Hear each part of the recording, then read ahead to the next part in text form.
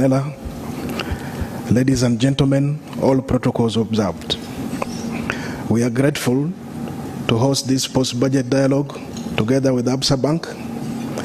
This post-budget dialogue is to put the budget into perspective. Our theme today is to look at the implications of this budget to the private sector, on the private sector, because as private sector, we are the engine and key drivers of the economy.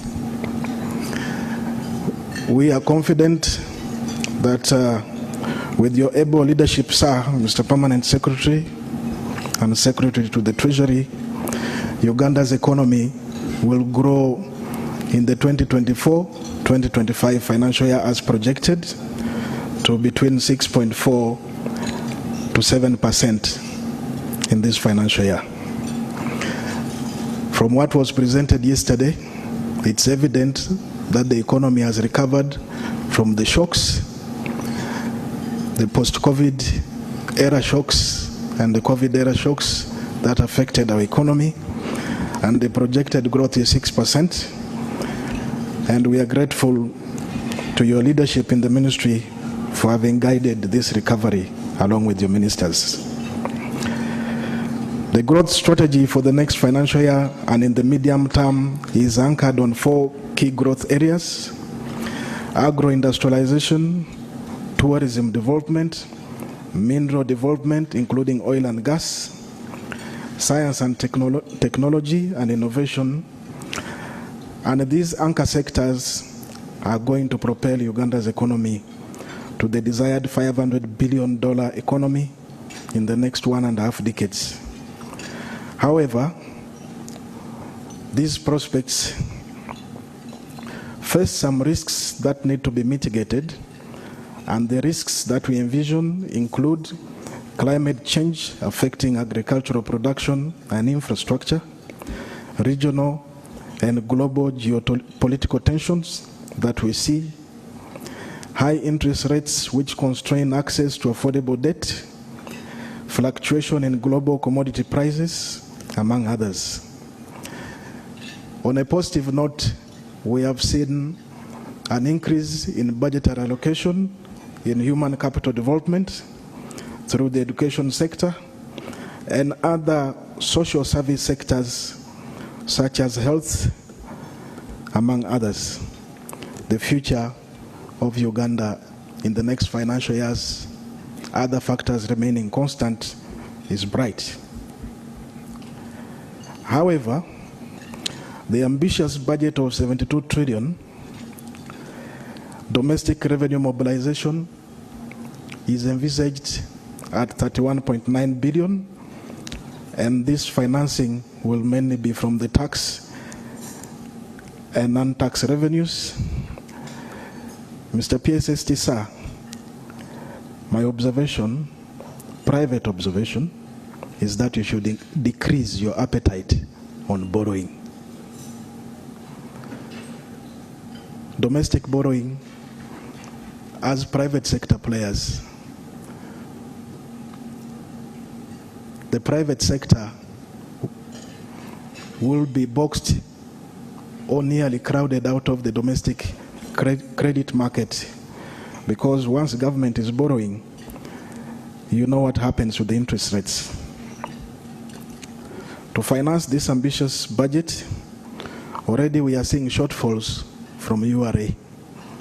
So in your planning, we hope the ambitious growth in domestic revenues will take into consideration the shortfalls that the taxman is experiencing, and the new tax regime that is being proposed in the next financial year will be able to spur consumption in the economy so that the economy can grow.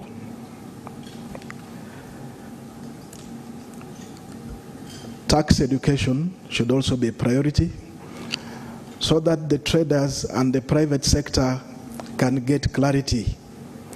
The issues of IFRIS, misinterpretation of IFRIS, and double taxation can only be cleared through a robust tax education plan by the government and its implementing agency. Mr. PSST, sir, As a private sector player, I don't know whether I missed the signal, but from a stimulus point of view, domestic careers, I did not read the signal clearly. I know the areas are in excess of 200 billion, but the budgetary provision does not clearly offer a good signal for an economic stimulus for the private sector. That said and done, government should work as one unit. Good governance must be championed to avoid wastage of resources. We cannot pretend that all is well, Mr. PSST, sir. We know that public expenditure takes a huge fraction of our budget. Physical rationalization that government started some time back, we thought that would continue, but we are seeing an increase in public expenditure with the new administrative layers in government being proposed, and we hope that the appointing authority can be advised on the dangers of a heavy public administration or bloated government. With those few words, it's my pleasure to invite our chief host, Managing Director, Absa Bank, Mr. Mumba Kalifungwa, to give his remarks, and thereafter invite our guest of honor. I thank you.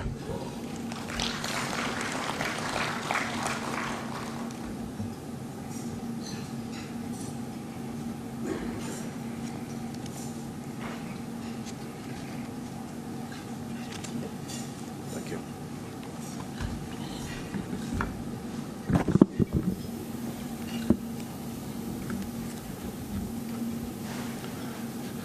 The Permanent Secretary and Secretary to the Treasury at the Ministry of Finance and Economic Planning, Dr. Ramathan Gubi, General Manager, NTV, Johnson Olmolo, colleagues from the Private Sector Foundation, Manufacturing Association, civil society,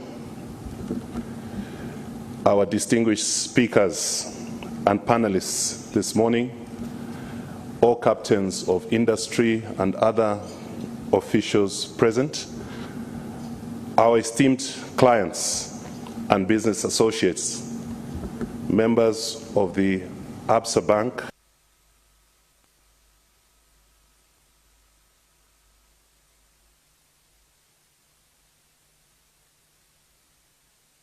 guests, ladies and gentlemen. A very good morning to all of you, and thank you for honoring our invitation to come and attend this auspicious occasion. In continuation of what has now become an annual tradition, we are pleased to host you to this interactive engagement to review and share thoughts on the 2024-25 national budget. As my colleague Johnson has set the scene, I will not repeat most of the matters that he has raised. Over the years, I think this engagement has become quite an essential platform for discussing the implications of the national budget and understanding its impact on our economy, the thought process in setting out the strategic framework which the government embarks on to stimulate growth in the economy, the impact on businesses and communities at large. This platform further creates an opportunity for open communication on both opportunities and challenges on how best the private sector and the public sector can together work towards shared objectives of stimulating growth in our economy. Looking back at last year, the financial year 2023-24, the national budget stood at 52 trillion Ugandan shillings. And the key priority areas that were focused on were human capital development, governance and security, private sector development, and agro-industrialization, amongst others. For this financial year, there is a notable increase to 72 trillion in terms of planned expenditure, with a strategic focus on growing Uganda's economy tenfold over the next 15 years, starting 2025, from 50 billion from a $50 billion economy to $500 billion in the next 15 years. A huge spotlight has been placed on 5 key areas, namely agri-industrialization, tourism development, mineral-based industrial development, and sustainable development of the oil and gas sector, and also mining the knowledge economy. I would first of all once again like to congratulate the Ministry of Finance through the Permanent Secretary and Secretary to the Treasury for having once again successfully concluded preparations and dissemination of the full year budget for 2024-25 to the public. And at a forum such as this one, I think everybody is anxiously waiting to hear from you, PSST, in terms of how effective the implementation of the plans we've set out for the coming financial year will be achieved. The aspect of funding and also the aspect of strategic focus in terms of spend to stimulate the growth of the economy. As we gather here today, it is essential for us to engage in a meaningful discussion about the implications of this budget and how it will shape the economy, business environment, and impact on the private sector, which is a key catalyst to the growth of the economy. I would like to commend the government for its commitment to continue to focus on driving economic growth and fostering an environment that supports sustainable development. The 2024 national budget has outlined several key areas that we believe will significantly contribute to our nation's progress. One of the central themes of this budget is the emphasis on agro-industrialization. Agriculture remains the backbone of our economy, providing livelihoods for millions of Ugandans. The budget's allocations towards modernizing agriculture, improving access to markets, and enhancing value addition is commendable. We are mindful of the role that both government and private sector collaboration towards enhancing productivity and commercialization of agriculture to improve livelihoods. On a personal note, I was pleased to see government priorities aligned towards stimulating private sector growth through initiatives such as, number one, the provision of 175 billion Ugandan shillings for SMEs in the manufacturing and export sectors, through the Investment for Industrial Transformation and Empowerment Initiative, or in short, the INVITE program. Another area of focus is the allocation of 50 billion to the capitalization of the Agriculture Credit Facility to support farmers, but mainly agro-processors that focuses on value addition. With this additional investment, we will be inching closer to $1 trillion having been dispersed to the ACF, or Agriculture Credit Facility, since its inception a number of years ago. And for that, we commend the government for that continued focus. Capitalization of Uganda Development Bank with 85 billion shillings to support key sectors, including agriculture, tourism, and manufacturing, to boost local production of essential goods to achieve import substitution, is another area that we pick out or lift out from this year's budget. Allocation of resources to energy as a key factor of production in the oil and gas sector, and also energy transmission, is quite commendable, because we did see some healthy allocation, close to $1 trillion for the combined sectors of energy, oil and gas development, which is another commendable area of focus. In terms of key macroeconomic developments in the economy, according to the latest monetary policy statement for June 2024, Uganda's inflation outlook is expected to remain moderate, and we are currently amongst the region's lowest with an average of 3.2%. I must recognize the work of the Bank of Uganda and Ministry of Finance for using both monetary and fiscal instruments to curb inflation. We remain optimistic that reduced inflation will ultimately lead to reduced cost of goods and cost of goods and services and production in the long run, and an improvement in livelihoods. Our economy has remained resilient and is projected to grow at 6% for the previous financial year and 6% plus going into the current financial year and the medium term. This is quite commendable given the various challenges that we continue to see at a global level.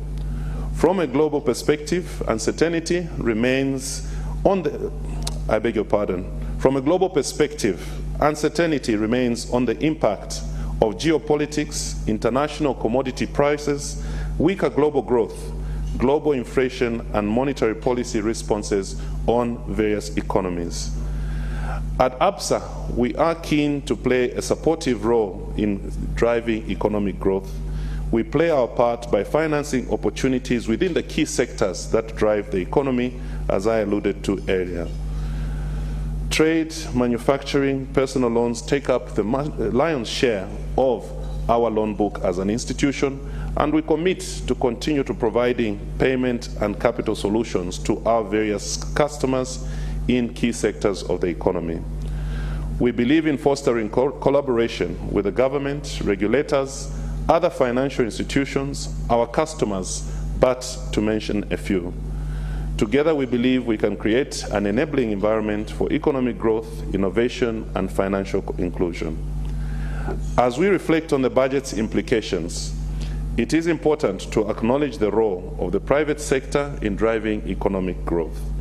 Public-private partnerships are essential for the successful implementation of budgetary initiatives. As we look ahead, Uganda's economy remains resilient, and economic growth for 2024-25 is projected at between 6 and 6.5%, rising to above 7% in the subsequent years as we journey towards the tenfold growth of the economy. However, as alluded to, risks to the growth outlook remain, such as a weaker or uncertain global economy, escalating geopolitical conflicts, which could further slow down growth through supply chain disruptions, higher freight costs, stronger shilling depreciation, and reduced export demand are but a few risks that we could see on the horizon. Additional risks include decreased capital flows and slow private sector credit growth should financing conditions tighten. On a more positive note, more favorable weather conditions leading to better food crop harvests, higher government and private sector investments in the extractive industry, and government intervention programs could spur economic activity. In closing, I would like to emphasize the importance of collaborative partnerships. The goals outlined in the budget require collective support from various stakeholders. The budget presents a clear roadmap for Uganda's development. And this morning, we look forward to hearing from the PSST in terms of putting the aspirations from a growth perspective, revenue perspective, and expenditure, picking up on the learnings of how we have performed as an economy in the past. At Absa Bank, we remain committed to being a catalyst for positive change and growth, and we will continue to participate at such fora to allow for full interaction and unpacking of the plans for the national economy. At that juncture, ladies and gentlemen, I thank you for your attention, and it is now my distinguished honor and pleasure to call upon the Permanent Secretary, Dr. Ramathan Gubi, to give us his remarks. I thank you.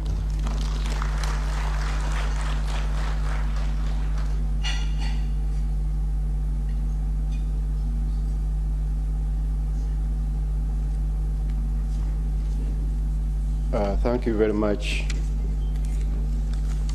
my good friend Mumba, the CEO of Absa Bank, and also your co-organizer, the CEO of NTV, another good friend Omoro, and your team, all the colleagues, the senior government officials who could be in the room, our development partners, the heads of missions who could be here. Today is a day for private sector, so the different private sector representatives, but notably the Vice Chair of Private Sector Foundation Uganda, my good friend Sarah, and other CEOs who are in the room, members of civil society. I've seen a number of them. I used to be also an advocate of civil society, so I'm with you all the time.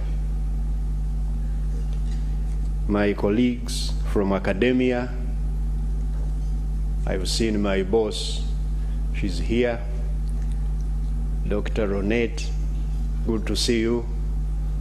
I hope MOOBS is doing well. The media that keeps us informed and also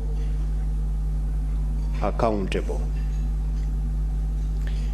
All the Ugandans who are here in the room, those on TV, and those who are live streaming, distinguished ladies and gentlemen, I bring you all of you greetings from the Ministry of Finance, Planning and Economic Development. I begin by thanking the organizers once again this year, Absa Bank and NTV, and all the participants in this room, as well as those online, for this important dialogue you've put together. More importantly, I thank the business community and the individual taxpayers who are responsible for actualizing the financing of the national budget. I want to tell you the national budget of Uganda is largely financed by you, Ugandans, through tax that you pay. For the past 2 years, I was appointed PSST in 2021. I have not been in office until now, when we have failed to hit the revenue target. For the past 2 years, we've collected the revenue that we set out to collect. That's very, very important. And yet, this has been a very difficult period. So I thank those Ugandans who are paying the revenue that is facilitating the development we are seeing. My minister, Honorable Kasaija Matia, yesterday gave full accountability of the budget for the financial year we are ending in a few days. In a couple of weeks, we shall be ending 2023-24 financial year budget. And the minister spent a good proportion of the time accounting for the commitments that we made in that budget. Kindly, if you want to know what we are doing, look at that budget speech. It has a full accountability, coin by coin, that we set out and announced for Ugandans that we are going to do this in 23-24. He also outlined the priorities for the coming year, which we are beginning next month. And those priorities were 7. Number 1 is still the number 1 we had as priority this year. Investing in the people of Uganda is our number 1 priority, through education, health and water, sanitation and hygiene. And this is taking a lion's share of the budget. About 10.2 trillion shillings is invested in those areas which are going into enhancing the well-being of Ugandans. Because when you invest in education, you have provided an opportunity equalizer. Many of us, we are what we are because of education, nothing else. Nothing else. Some people call it luck, others call it what, but you can't be lucky when you have not set out the foundation. So we would want to continue education, health care, and ensuring that people of Uganda get the basic needs. Number 2 is the peace and security for all Ugandans. A total of 9.1 trillion has been allocated to ensure that we stay secure as a country in this troubled region of ours. We take for granted sometimes this, but you can't do much when you haven't secured yourself. The third priority is now maintenance of the infrastructure we have built. We are moving from investing heavily in a new infrastructure to getting more resources in maintenance, because we've now put up some good investment which we can easily lose. The tarmac roads, the dams we have built, and so on. And then constructing a few other strategic roads, as well as rehabilitating our meter gauge railway. We are now on the other arm of Tororo to Guru. We are trying to also revamp it the way we have revamped this one. And also starting the construction of the standard gauge railway. A total of 5 trillion shillings, nearly 5 trillion shillings. The fourth priority next year, and this is coming big, is investing in wealth creation initiatives. Wealth creators are big winners in the next year's budget, including commercial agriculture, value addition, if you are into value addition of our raw materials, and several other things we are producing in this country. You're a big winner. By capitalizing further UDB to provide patient and low-cost capital for those who are investing in a value addition facilities. We have been doing this, but recently we learned that from the private sector, because we interact with the private sector, that those we've supported to set up some of these facilities do not have access to also patient working capital. And it is emerging as one of the key now factors. We thought with working capital they could now go and get some commercial money, but this commercial money sometimes is not forthcoming. So we want to see how do we also, to the extent we could manage, support that through our channels. Of course, the PDM is a revolutionary program in Uganda. It is bringing people who have not been in the economy into the economy, supporting, because you know, when you have never, some of us we take it for granted because we touch money almost every day, but if you have never held and counted a million shillings, just holding it and counting it when it is yours is quite life-changing. You might never want to go back to that situation where you can't do it. That's why we are investing in those people, the trillion shillings.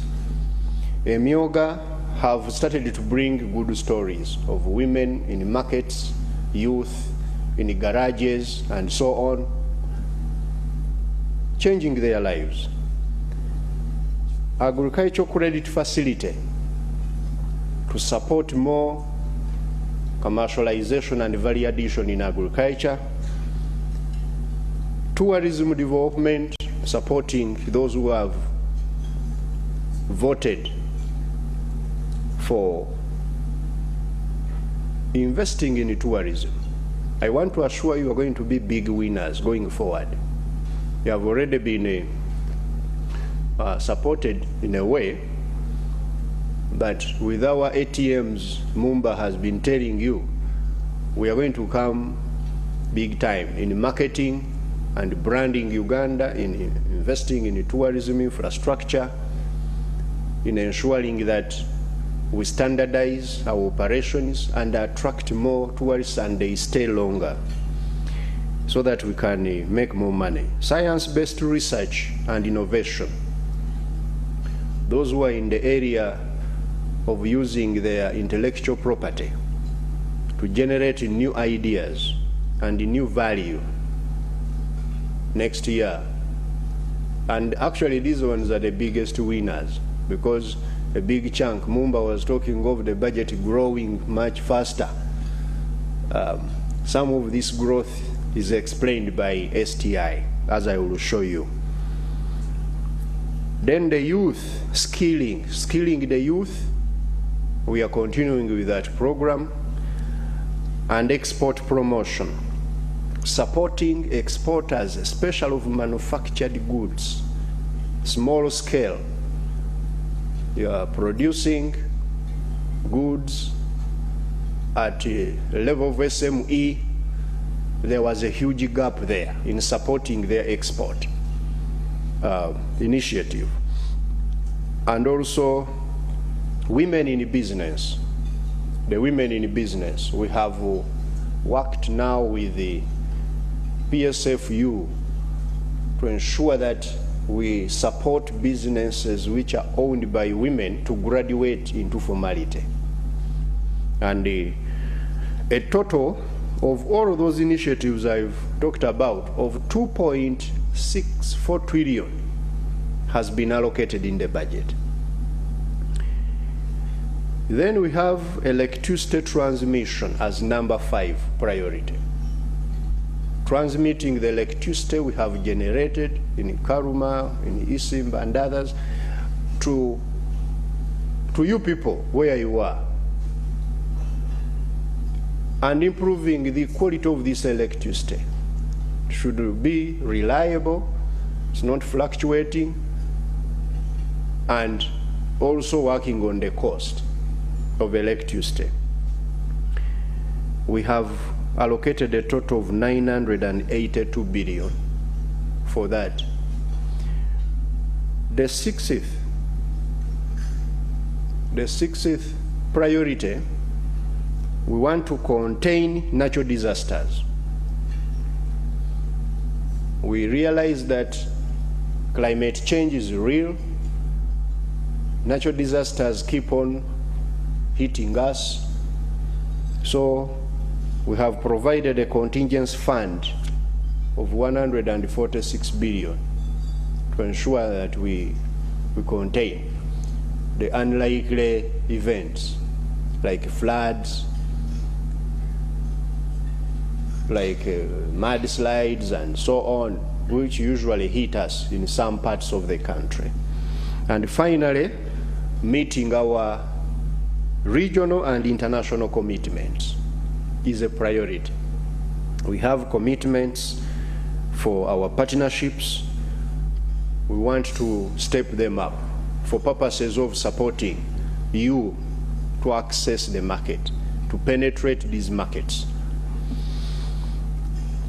As you can see, and also as the minister told you yesterday, this is a big budget. It's a big budget. I think it was Dr. Fred Muhumuza, who said this is the biggest budget in the history of Uganda.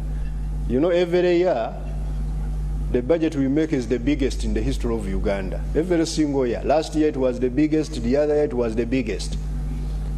Because Uganda is getting big as well. Ugandan economy is getting bigger. This budget for next year is not only big, it's a good budget. It's a big, good budget.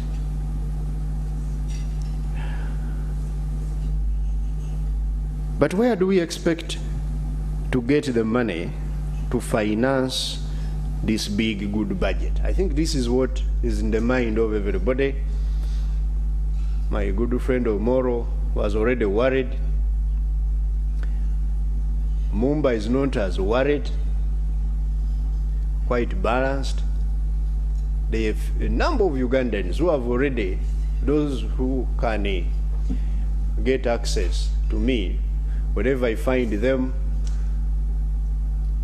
they will first whisper, where are you going to get all this money? This is how we are going to finance the budget. Number one, you Ugandans, you are going to pay taxes for us to collect revenue worth 32 trillion shillings.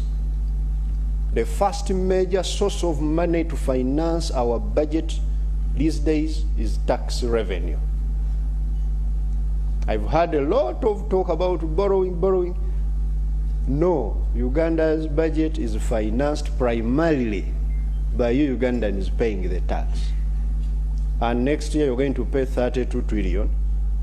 No, you are going to pay 29 trillion, to be factual, 29.4 trillion in taxes, and then 2.6 trillion in non-tax, like those who get services of government and you pay. For you to standardize your goods, you pay some money to Uganda Bureau of Standards, the National Bureau of Standards. For you to go through the airport, to fly and go to Dubai or to go to China and pick your goods, on that ticket you have paid, there is some money which goes to Civil Aviation Authority. All that money collected, we call it non-tax revenue, about 2.6 trillion. So in total, that's the 32 trillion. The 29.4 for tax and 2.6 for non-tax. Number two is budget support. We are going to get some support from our partners. These days, that support is mainly in the form of loans. They lend us some money, but also they give us a few grants. The total there of budget support is 1.4 trillion. We are borrowing in foreign currency there, about 1.4 trillion shillings. That's what we are going to borrow, of which some of it is grant. Then domestic borrowing. We are going also to borrow some money from the banks. Actually borrow from you Ugandans, because you are the ones who buy these papers through the banks. We are going to borrow next year 9 trillion from the banks. Already, some people were saying, isn't that too much money, you government, you are taking? No, we don't just look in the roof and we say, let us borrow this. No, we first model and find out how much do we have in the domestic market. These banks you see have about 27 trillion. They are sitting on a mountain of money, and I don't know why they don't want to lend it to you at the rate of UDB. That is Mumba's. Please ask Mumba, why don't you lend us at 12? You're always harassing me. I have Mumba, I have other banks. They are sitting on a mountain of money. If we don't actually enter that market, most of those banks would be in trouble. Our financial sector would be in trouble. So we are taking this money on a balanced kind of point of view. We are very mindful of the crowd-out effect. We don't want a financial crowd-out effect. So we take the money which could be of excess. That's why now our yield curve, if you looked at our yield curve, I want our analyst to show you these things. The yield curve of Uganda is one of the most stable in the region. It has not spiked like in many of our peers, because as government of Uganda has been very mindful of what we do with our banks. When they give us money at very high rates, Mumba should attest to you, we don't take that money. We tell them, no, this auction, we shall take less, or we shall not take this money. We don't take money at any cost. So 9 trillion, we are going to get it. Then petroleum fund drawdown. We have some money in our petroleum fund from those few taxes on the incomes of those who have been working in the oil and gas sector, from our a few royalties. We have some money there. We declare it every year. Last year we didn't pick any. We left it to accumulate. Now we are going to use next year 115.4 billion to build infrastructure. The petroleum fund is strictly for infrastructure development. Part of it is going to be used to revamp the roads in Kampala here. We continue with that exercise of revamping roads. Part of it is going to be used to capitalize further UNOC to continue with the work of getting the oil out of the ground in terms of the infrastructure being built, the pipeline and so on. Local governments are going to collect 294 billion. It's also part of the money we're going to use to finance this budget. Projects, we are going to borrow externally for projects like SGR, like the refinery, like the roads, the tourism roads. Kitgumuki Depot is going to start, and several other roads in southwestern Uganda. Those of you who want to go and see the gorillas, you shouldn't pass through terrible roads. We are going to be building them. Now, we have borrowed some money for that purpose, 9.6 trillion. But of this money, the 9.6, 2.8 trillion will be grants. These are grants within these projects, 2.6 trillion. So when you add there, those numbers I've been talking about, you come to about nearly 52 trillion. 52 trillion. So 52 trillion of the budget, we are going to finance it through those sources. Now, where is the 20 trillion? Now, these other components of our financing are not money we are going to spend or we are going to acquire. No. And there are two components. Number one, we are going to pay off Bank of Uganda fully by issuing bonds to the bank to settle all government obligations with the bank as at 30th of June this year. Uganda's relationship with Bank of Uganda, the balance sheet will be nil, no issues. A total of 7.8 trillion. Now, does this mean that Bank of Uganda is going to borrow this money? When we give them the bonds, they are going to issue them in the market? No. Bank of Uganda is going to keep these bonds and only pull out a bond when there is excess liquidity in the market. They use that bond to mop up that money. For us as government, we no longer have any debt with the central bank, but the central bank is using this as instrument for monetary policy. Very smart way of managing the macroeconomy. No debt, no effect to the market. Actually, the market is getting better. So we are going to see more macroeconomic stability by yet not having any now effect on the debt. So this money now is going to our debt level of Uganda without necessarily causing any balance sheet impact. The remaining 12 trillion, to make it 72 trillion, is domestic refinancing of maturing domestic debt. What does this mean? What does debt rollover mean? That the debt which had matured and those bonds which you could pay, now we are only going to pay interest on them, which interest I've already factored in the other numbers, and we remain with this debt on our books instead of paying back the 12 trillion. So it is not money we are going to spend, it is not money we are going to borrow. But in the accounting sense, they must get to our books and we must report. You know, in Uganda we fully declare, full disclosure.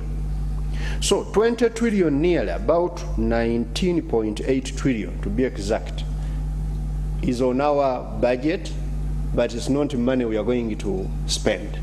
I wanted to make that clear. Now, while preparing this year's budget, we were guided by some 5 key principles. Number 1, strengthening of domestic revenue mobilization. First principle, by providing adequate funding to the revenue generating entities. We have empowered URA. Please, private sector of Uganda, individuals of Uganda, the days of hiding away from URA are over. Don't attempt to invite URA to you. How do you not invite URA or government? By returning all the books as accurately as they are, indicating your tax liabilities, your incomes, everything. Don't try to avoid, don't try to evade. You are going to make a lot of money in Uganda peacefully. Because you see, tax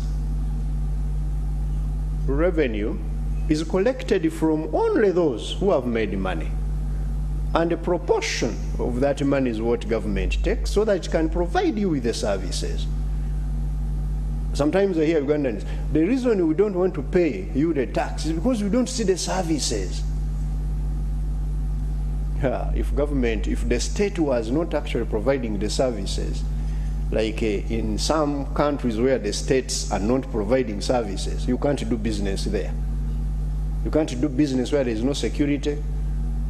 You can't do business where there is no rule of law. Where somebody can just come and, like now, a few people here, when they record a few videos of these younger people kicking Ugandans, you see the kind of fear and anguish it brings to us. In some other jurisdiction is actually the life they live. They tell you, don't attempt to walk there, you're going to die. So the state, for it to get more capacity, to ensure that you do business amicably, it needs resources, and those resources come from tax. So URA and other revenue generating entities, including those which generate NTR, non-tax revenue, have been empowered with the resources. Number 2, strengthening of public finance management to ensure accountability and frugality, avoiding misuse of public resources. Government, we are very mindful and alive to the rampant misuse of resources in the government by a few accounting officers and leaders. And I want to tell you that we are working and progressing well in strengthening our public finance management architecture. It's the one which helps in tracking them down. These days, it's not very easy to get government money off the system without leaving a trail. It's not very easy. That's why most of the corrupt people are working with the service providers. When you get a contract and you supply, these people pay you through a system. We pay now on a single treasury single account. We have one account in Uganda on which we pay money, the treasury single account. At my ministry there, in the treasury, all invoices converge there. We pay the accounting officers on the invoices they have uploaded.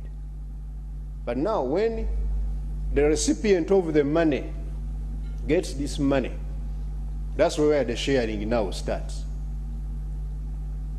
They withdraw the money in banks and they start to share it in cash. We have also noticed that, and we have a medicine we are coming with very soon. So we have been actually making good progress on this front, because much as there are these rampant reports of wastage and so on, our fiscal deficit has reduced very impressively from a peak of 9.7% in 2020-21 to now 4.5%. We want the fiscal deficit to get to 3.8%. That's our target of about mid of this coming year. We are still actually trying our level best, even in these remaining weeks, to ensure that the fiscal deficit reduces. I want to tell you, managing government expenditure is a practical job, which we are doing daily, by ensuring that we reduce on those unwanted expenditures which are not going to add value to the people. We have cut travel abroad. By the time I entered that ministry, travel abroad was 240 billion. It's 105. Still high, but cut beyond half. We have cut purchase of new cars in the government. We only now buy cars which are needed. That big lot of cars you see swarming all over the roads, that is all the portfolio. We have cut cars. People are lining up requesting for waivers to buy a car. Some of them actually don't have cars. But we are saying, no, let us all of us tighten. People were changing cars for fashion, you know. This one was for my colleague who has left, now I want mine, the new one. When somebody assumes an office. We have cut all those things. We have cut these workshops, seminars, and so on by 40%. But now these ones, some of you say, but now PS, you leave this one. Huh? Private sector, you say leave it, because you know when you cut, they will not come to our hotel. They will not give us some money. The tour and travel people, PS, you are killing us. People should travel a bit. It is a balancing act. We have, we got, let me tell you this. In the 2021-22 financial year, we've repurposed the budget and got 1.7 trillion shillings from these austerity measures. It's the money we used to pay the PDM money. We never borrowed a coin on PDM. It's the money we used to enhance scientists from austerity measures. And we are continuing with that. That's why the fiscal deficit is reducing. The third principle which informed us when we were preparing the budget was actually that repurposing of the budget towards high-impact economic areas, high-impact areas, moving money. This language of "this is my money" in government is going away. The money in the budget is available for financing priorities. You can't just come and you say, "This is my money" as a ministry or a department or an agency. Does it serve the purpose which is indicated in the budget? If the priority now is supporting wealth creation and the money is in, some areas, mindset change, community mobilization, paying some people money for whatever purpose, that money we fetch it and we take it to wealth creation. That's what will change the minds better.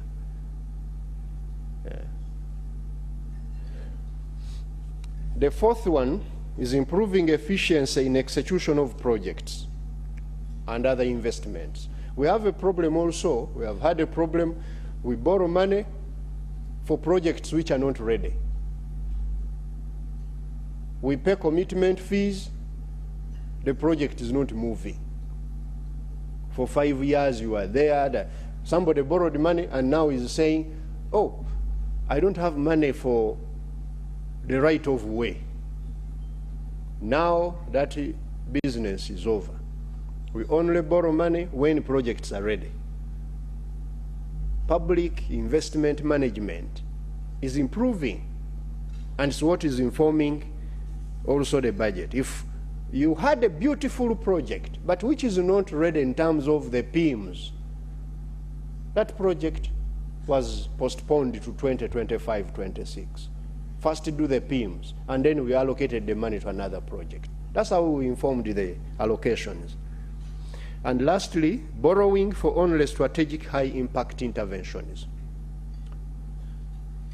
We are borrowing for high-impact interventions. When you hear these borrowings we are making, projects, budget support is mainly earmarked for high impact. SGR, the refinery, irrigation schemes, infrastructure in industrial parks, transmission of electricity. Because if you transmit electricity and you take it to a certain area, the kind of multiplier effect it brings is amazing. If you open up the railway, you are going to see what is going to happen. It cuts cargo cost by half. And that's what we are saying. We are borrowing for those ones. These other things, there are many people who have ideas they bring to government for borrowing in government institutions. They bring them to finance. I want to borrow money for this purpose. We say, no, this one can wait. Or it should wait for concessional, it can't go for commercial. Or it can't be borrowed at all. We shall do it in our own money.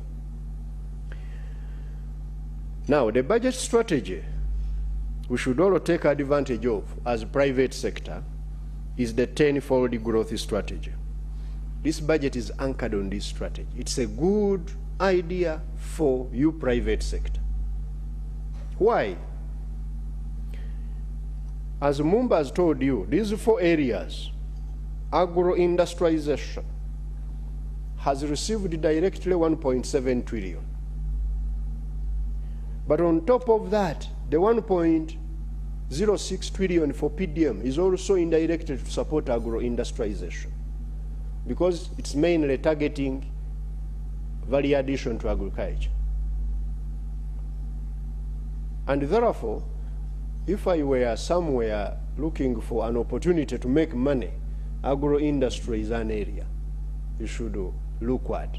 Do your business appraisal, but already government has signaled. The second one is tourism development. Directly, we have invested 289 billion, but as you know, tourism, and this is also used to be a very big debate. These days, it is now reducing. People saying, you say tourism is very important, but you are allocating little money there.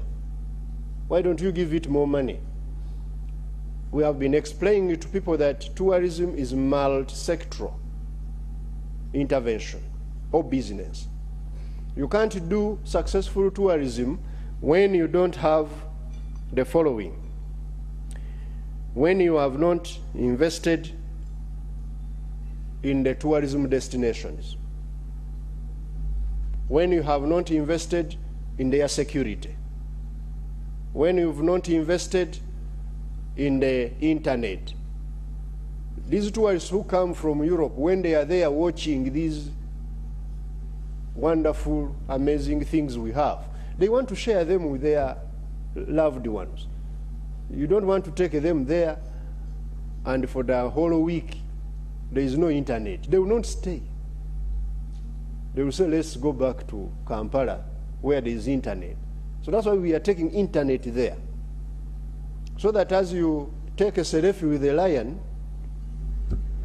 or an elephant, right away in real time, you send home and you say, look at how amazing Uganda is. We are investing in infrastructure there so that they are comfortable when they go there. Now, all of that money, we don't put it in the tourism program. No, it's not reported there. It's reported in IT, it's reported in infrastructure, it's reported in security. It's like when they killed our tourists, these terrorists, 2 of them, it had an immediate impact. So we have to step up the security in those places. We don't come to announce now tourism, we have done the following. No. We just allocate money, the president will give a call and say, Ramadan, ensure that these security people secure those places. And I will get the money and they go. So a total of 1.6 trillion has been allocated in those areas which support the tourism ecosystem.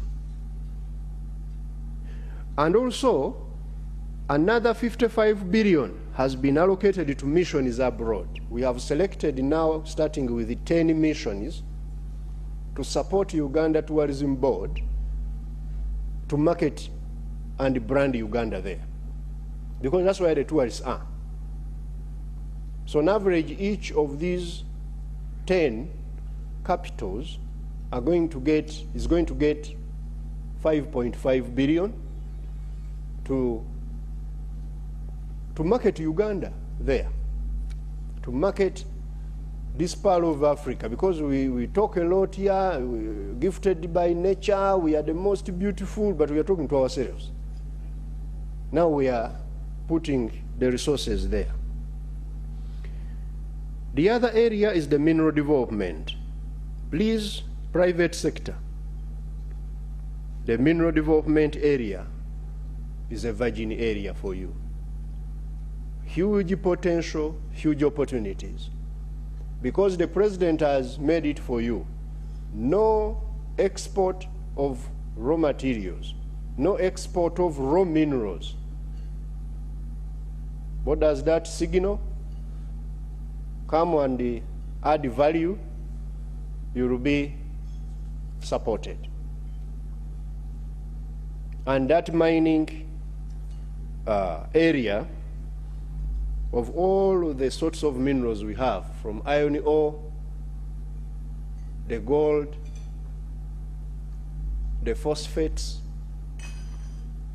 the rare earth minerals, and so on, they are all available for us to take advantage of. But also on top of that, oil and gas.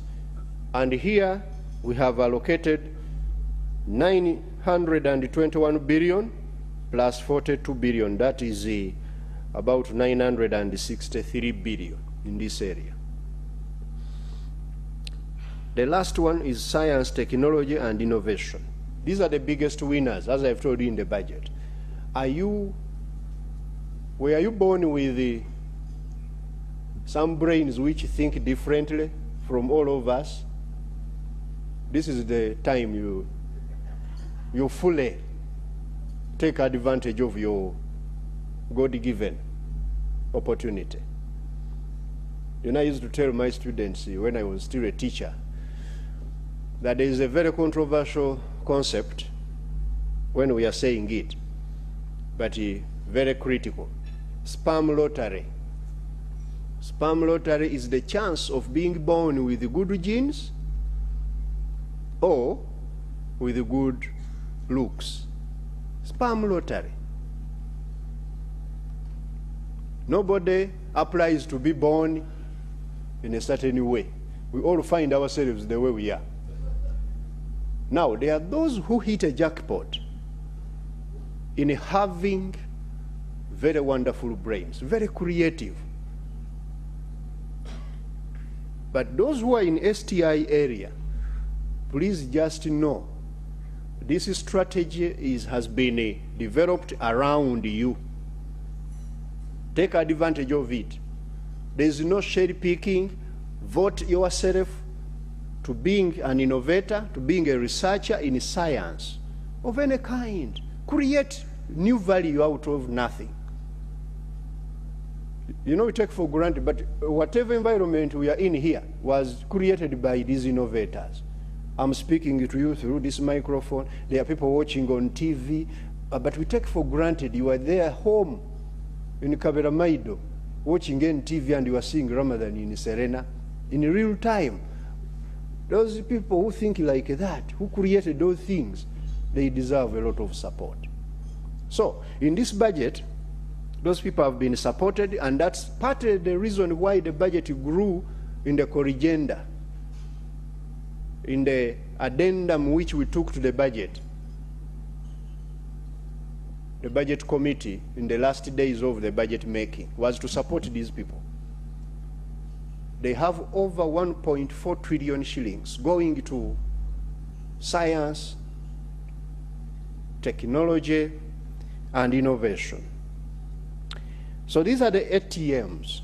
Those 4: agro-industry, tourism, mining, and STI. They are the ATMs which are going to mint money for Ugandans who have eyes to see money in the next 15 years, beginning with the next year. The ambition is to grow the economy tenfold, as my friend Mumba has expounded, and so that we can be able to register good growth. And in that, you'll find that our growth potential has now been returned to historical levels. We are back to our steady state growth path as Uganda. This year, the economy has registered 6% growth for the first time since about 2017, 18. Many years ago, we are back to our growth path. And as a result of that, the country has also now joined the League of Nations, which are categorized as medium human development countries. We are in the medium now. We are no longer low human capital. We are medium. Because Ugandans now live longer, Ugandans are more educated, Ugandans have more money than they used to have. Although the Ugandans themselves sometimes say, but we are not seeing these things. Anyway, those things you are not seeing is you. You haven't died. You are living longer. You are healthy. We take it for granted. But it's because of the good investment in water and sanitation, good investment in the health care and prevention, good investment in education to educate us. That's why we are living longer, and we take it for granted. The country has also joined, it has met the criteria for graduating from the world list of 45 least developed countries. Uganda is no longer a member of that list. Now we are graduating. This is going to be a process. They have already said that you have met the criteria. Now work on the parameters which require you to graduate. We shall be declared as a middle-income economy when we have fully satisfied those ones. But we have already met the criteria. That is the political economy of global processes. However, as we celebrate all of these, there are risks in our midst. Risk number one, climate change. We all know it. Risk number two, globalization reversals and geopolitical conflicts. There are clear reversals in the globalization agenda. Countries are becoming more inward-looking, including developed countries and champions of globalization. United States of America is putting sanctions and tariffs against trading partners. These are risks for us because they affect the global economic stability and by extension affect us. There is also the risk of fluctuation in global commodity prices. We are still heavily a commodity exporter, especially beyond the region. We export coffee beans, we export gold, we export tea, we are exporters of many commodities, and these prices are fluctuating. Like now, the prices of coffee are good, we are making money. Next year, the prices might change. Then we have also the risk of high interest rates. Globally, the interest rates are still high, and this is affecting access to affordable debt. So that risk is still there of borrowing money at a higher cost because globally the interest rates have increased. However, in the next budget, we have deliberately invested more money in areas to mitigate these risks. We have also invested more money in private sector supportive programs. About 47% of the discretionary budget where government has ability to allocate, you will find that 47% of that money has been allocated to programs which support directly private sector. But also the other remaining 53% has been allocated to those areas which are like the pillars on which you do business, like human capital development, security, transport, energy, digital transformation, and others. Besides improving the business community for the private sector, the significant wage component of the budget of about 7.9 trillion now translates into disposable incomes. As we enhance the wages of these soldiers and policemen and prisoners, they buy your goods. They will drink more beer. They will buy more biscuits. They will go out more, as they say.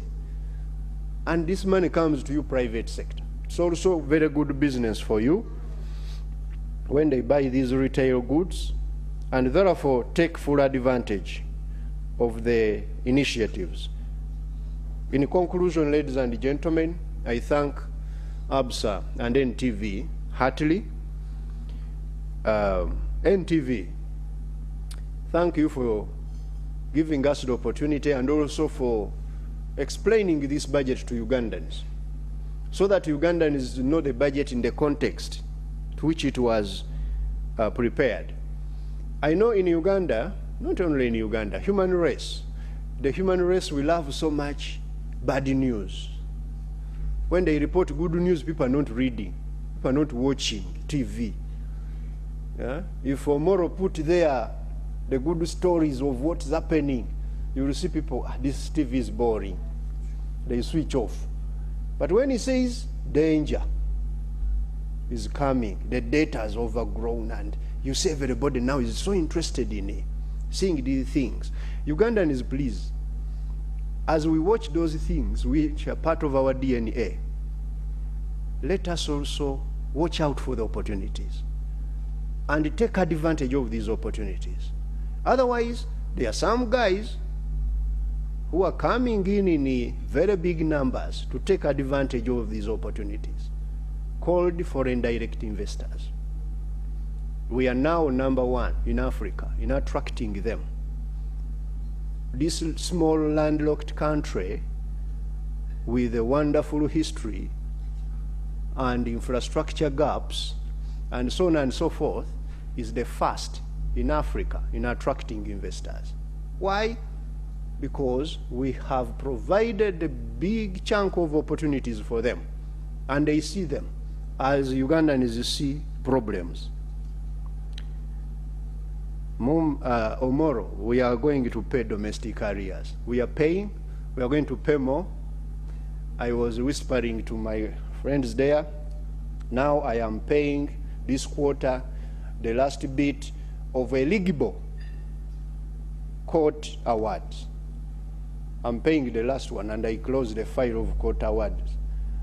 Please, judges and others, don't bring others, and lawyers. I'm paying the last bit. Of those who are eligible, who have been verified, paying the last bit. We have been paying a total now of about 1.8 trillion shillings.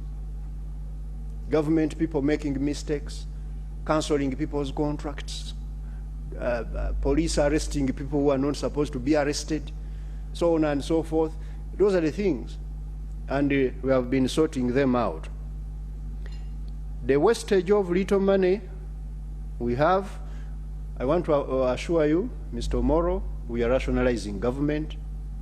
Those entities are rationalized, the ministries are going to be rationalized, and we shall become an efficient government. But it's not going to be a sprint, it's going to be a marathon. And I would want you to be part of this marathon. And thank you, Mumba, for your balanced assessment of the economy. That's the economy also I know. The one of opportunities and a few risks. The risks are not as many as some people would want to put them. I thank you very much for your attention.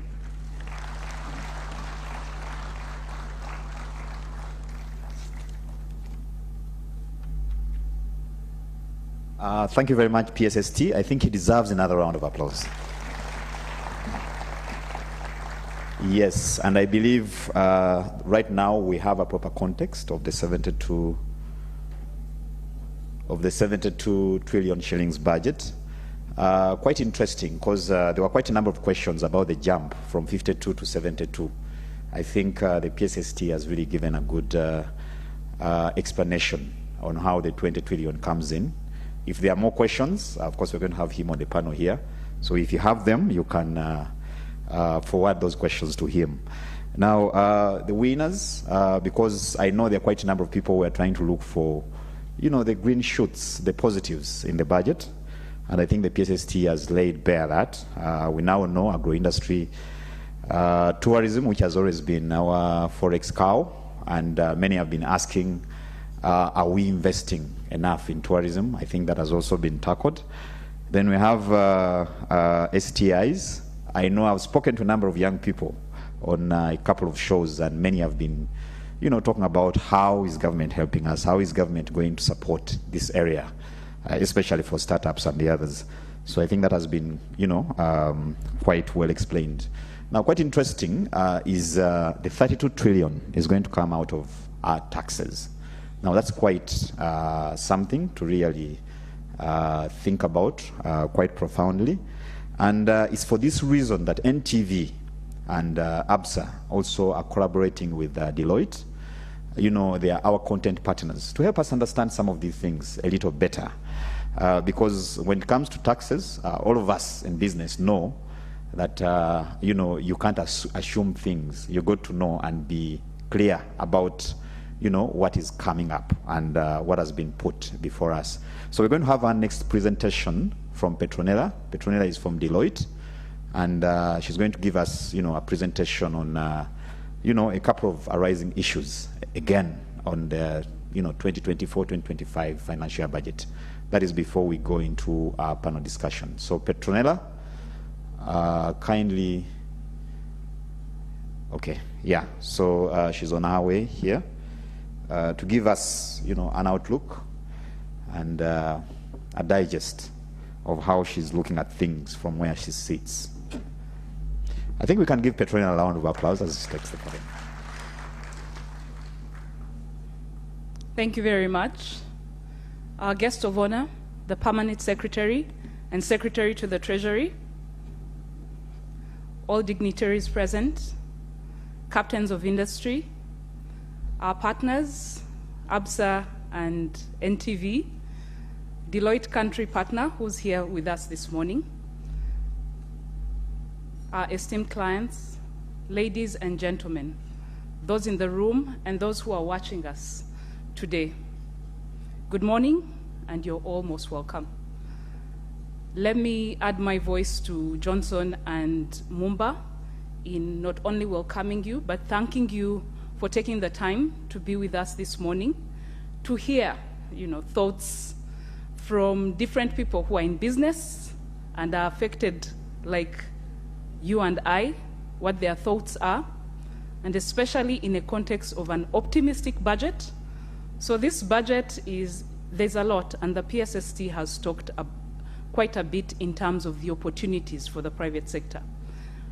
My role this morning is to set context for the discussions, the panel discussions. Some of the questions and some of the thought-provoking aspects of this presentation have actually been responded to by the PSST. So without further ado, I will just start on the presentation, but this is meant to get us to start thinking.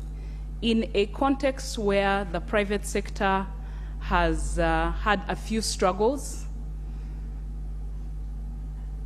in doing business, but also you've all seen the news or read the news in terms of some of the challenges with tax, and now we are being promised that each one of you has a responsibility to ensure that you're doing your part in contributing towards the resource envelope so that we can be able to implement the programs that government has planned. Okay. And I will start out with the government aspiration of where, government would like that in terms of the taxes, because tax is a discussion we can't run away from. It's often said that there are two things that are certain in life: death and taxes. So let's talk about tax. The aspiration for government is that our tax to GDP ratio, and GDP being the output, from the economy, is in the range of 18 to 20%.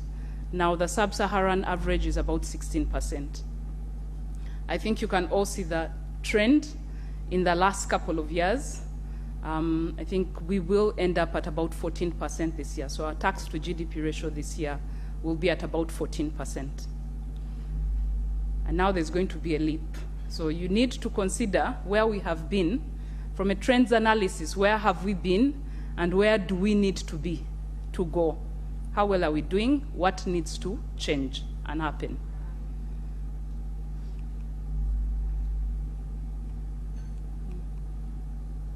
Oh, technology seems to be failing me.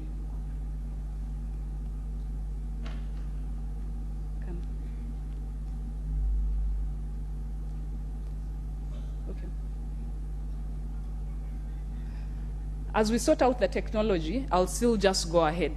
When we think about the leap to 32 trillion, and specifically for tax revenue, that being 29.4 trillion, we also need to put into context where we have come from. So over the years,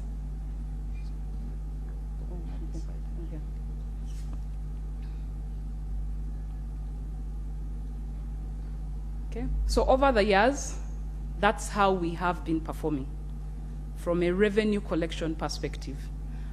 This year, the projection is that we'll end up at about 18 trillion. So now the ask is that we are moving from that 18 trillion, that's the projected outturn, to 29.4 trillion. So taxpayers need to think about what is going to happen in the next financial year and the financial years to come for us as a country to be able to hit that target.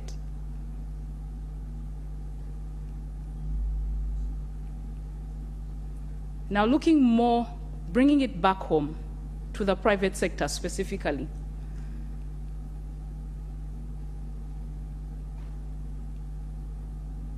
Apologies about that. There we go. So I know the PSST mentioned that when Johnson has headlines relating to danger, there are more people watching. And then when headlines are different, it's people move on.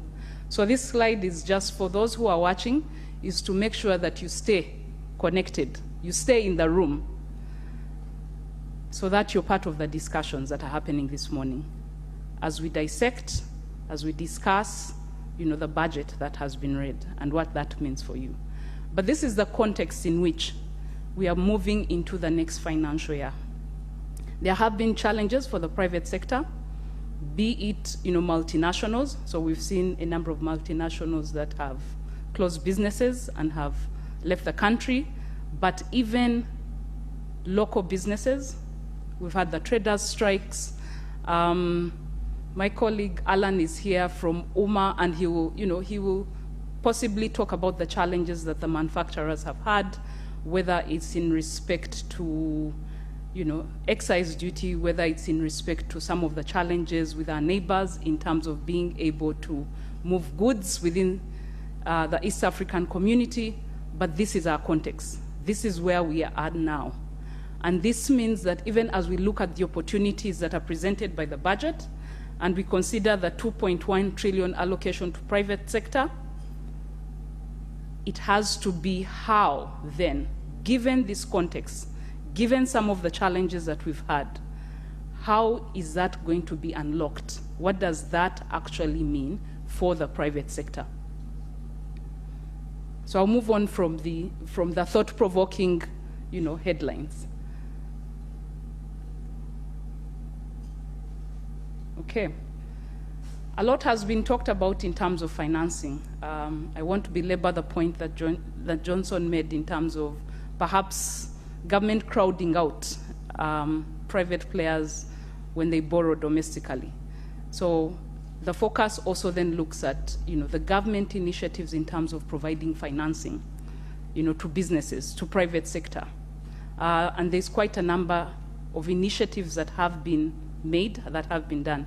So just looking at one of those, and this is specifically a fund that had been set up to support businesses in terms of financing. If you look at the uptake, so government, there was a memorandum of understanding between certain participating financial institutions and the government. So government would put in 100 billion, and the PFIs would also would match that. Okay? When we look at the uptake of that facility, so as at June 2023, and these are numbers that are from Bank of Uganda, that's about 10% of the funds that have been, the government fund. So the question that needs to be asked is, if there is financing that is being provided, that is available to the private sector, what are the causes of concern in terms of the uptake? So something is available, and from the budget, you'll note that there's more that has been put into providing finance to the private sector. But the question that needs to be asked is, what are the challenges that are being faced by the private sector in being able to access that finance? Because in answering that question and seeing perhaps how the measures that are being put in place, or when we talk about just the reviews of different programs that government has done, what are the steps towards just ensuring that the people who are intended to benefit from programs are actually, benefiting from the same. And when you look at some of the challenges that are faced, it's some of those things seem simple enough. Something like a national ID. So for some businesses, smaller businesses, when you're an individual owner who needs to access something, you need to have a national ID. Now some of us would say, but a national ID is something that everyone should have. It's a right. As a Ugandan, you have a right to have a national ID. The realities of some of these things are such that that's not necessarily the case. And unfortunately, more often than not, this actually brings in the gender imbalance that there are more women who probably don't have a national ID, and therefore, in terms of access to finance, even simply through, let's say, mobile money, that's not available to them. So this is something then that needs to be looked at as we have the discussions this morning to see if we can find the way forward to being able to tap into the finance that government is providing and has been providing. Let's talk tax again. We can't run away from this one. So just to put things into perspective, we have tried to see what is happening in the region. As we discuss the Ugandan context, it's important to know what's happening across the board with our neighbors. So Kenya has had quite a number of tax changes. So I know, from a Ugandan standpoint, from a omuntu wawansi, a day-to-day, you're thinking there are so many tax changes that are happening. Wait till you visit our neighbors. There's a lot that has happened in Kenya. There are quite a number of proposals, some of them quite drastic, and some of them, impacting pockets quite drastically. However, on the other side, so, it's always a give and take. So how much is being given, how much is being taken? So I think maybe one of the things we could pick from our Kenyan neighbors is in respect to how, so for businesses that deal with government, you do not pay tax on income that you're earning from government unless government has paid you. So Kenya is changing that. So it's saying, there's been a discussion about the arrears that need to be paid. So what Kenya has done is said, okay, we are introducing all these tax measures, but as a business person, as someone who's dealing with government, if government has not paid you, we are not taxing you at this point in time. When government pays you, then you need to make sure that you pay your fair share of the taxes. So I think that's something we can pick up, from our neighbors. We can learn from our neighbors. When we move to Rwanda, as an example, Rwanda did reduce the corporation tax rate from 30% to 28%. So that became effective in 2023. But on the Ugandan side, and something as taxpayers you need to examine and see how this will benefit you, is the voluntary disclosure program that is being run again. So if you've paid your taxes that were due by 30th of June 2024, and you've paid them by 31st of December 2024, so you have 6 months within which to do this. There's a waiver of penalties and interest. So that is within, the amendment acts that have been passed by Parliament. These acts, of course, are pending presidential assent, but once that comes into play, that's an opportunity for Ugandans. So do take advantage of the same. So that's what's happening across board in the different countries. There's a keen focus across the different East African countries in terms of how foreign people do business in the countries. So there's been changes within all the legislations to look at what point in time should someone who comes into the country, does business in the country, and then leaves. So they're not based here, they're not registered here. So URA does not necessarily have an address where they can go and find them. They're saying you still have, as a person who's outside, who's foreign, but is actually earning income from within the East African countries, so Uganda being no exception, you need to pay your fair share of taxes. So there are efforts to widen, the tax base in certain ways. So that's the regional outlook. There are quite a number of tax changes that did happen.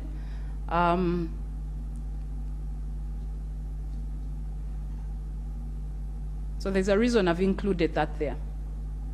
Sometimes when we talk about taxes, people will say, oh, we are paying 30% as a corporation tax, or we are paying 30% as pay as you earn on employment income. So there's what is called effective tax rate, which is essentially the actual. So while the government will say we tax profits on business at 30%, but when you've taken into account the deductions that you're allowed, the actual tax you pay as a percentage of your income is less than that 30%. In some instances, it could be higher than that. So what we've done is simply taken an example where we are saying, assuming, so you're a person who's employed, you earn 5 million shillings, okay? And the comparison we've done is based on the deductions that people who earn employment income are granted in Kenya versus the deductions people who earn employment income in Uganda are granted. So we are saying assuming the tax rate is 30% ultimately, so employment income you tax at 30%. If we look at it from the deductions that are allowed from a Kenyan perspective, because in Kenya, if you have a mortgage and you're paying interest on that mortgage, as an individual, you can take a deduction. As an individual, if you're paying towards, pensions, you're making pension contributions individually, you're trying to secure your future. There are deductions that are allowed to you. We haven't really gone into all the other things that are then exempted, so they've not even been considered to be employment income, which may be from a Ugandan perspective. So that considers that. And if you take into account people who are earning the same, but one is taking deductions, as granted in Kenya versus the deductions that are granted in Uganda, you can see what the actual effective tax rate is. So in Uganda, your effective tax rate is more or less the statutory tax rate of 30. In Kenya, depending on the deductions you have, did I buy a house and I'm paying interest? Am I contributing? Am I saving for my future, to a pension fund? I could possibly end up with an effective tax rate that is much lower. So what I've actually contributed in taxes is lower, even though the incomes are the same. So that's effective tax rate. Then last but not least is a big issue, and I think Uganda Manufacturers Association has brought this issue up with the Ministry of Trade, has brought the issue up with the Ministry of Finance, is the issue of the East African community. We are meant to be in a customs union, but there have been challenges being faced by businesses in trying to get their goods across to other countries within East Africa. So be it Rwanda, be it Kenya. You've seen the news items about trucks that are stuck, at the border because they're not being allowed to enter the country. And this is about what are called non-tariff barriers, okay? It's those things that have been restrictions that different countries are imposing, which make it. So while we are supposed to be in a customs union and essentially goods from across East Africa are supposed to move freely, that's not always the case. So there are sometimes restrictions that are imposed on countries, whether it's in respect to, let's say, inspections, whether it's in respect to processes and procedures. So we've had a couple of issues with our neighbors. Some of those have been resolved, hopefully, and the representative from UMA can tell us about that, but there are those that are still sticking issues. Because part of our journey is about saying, can we, as a person who's operating in Uganda, I'm a manufacturer or I'm involved in agro, processing, there's value add, can I then sell across, to neighbors? Because there's a market there. That market is supposed to be open. But what are the challenges then? If we can overcome those challenges, even as we look at how as Ugandans, we are going to be able to do our fair share towards the budget, we can then, if we overcome those, we can then say, it's possible, it can be done. And then in 10 years' time, we'll have moved from the 50 to 500 billion, okay? Which is something all Ugandans do want to happen. So that's also an aspiration of ours. We agree with that. But there are realities that need to be dealt with, even as we analyze and process the budget. So to close, I think what is the way forward? As we go into the next financial year, I think it's to, and fortunately the PSST has mentioned things about repurposing, government funds and putting them in high impact areas. So it's about consolidation. Are we doing too many things at the same time? Are we spending, is everyone spending money on the same target group, on the same things, and everyone has their budget? So we need to look at that as a country and consolidate. Then we also need transparency. And again, fortunately, the PSST mentioned that if you look at the budget, the minister outlined where the 72 trillion is going to be spent. So please read the budget, look at it closely to be able to ask questions. The third is about accountability. I think that's a concern Ugandans have always had. Is government, if funds are to be spent in these areas, how has that actually been spent? So the accountability is important to build trust, especially where we're saying, as Ugandans, you're each of you stakeholders in where this country goes. And therefore you have your duty, a civic duty, to make sure that you pay your fair taxes when you earn income. But I think it's a contract between, Ugandans and the government to say, as we pay taxes, can you be able to explain what the taxes have done, how well they're doing? And lastly, it's also about project implementation and review. There are programs that have been put in place. How are those programs performing? What have they achieved? What they were intended to achieve? Is it time to rejig the same? Thank you very much, ladies and gentlemen, for listening. And I hope this will provoke, discussions and enable you to ask as many questions as you can of the PSST while he's still here, while you still have his time, and we thank him for that.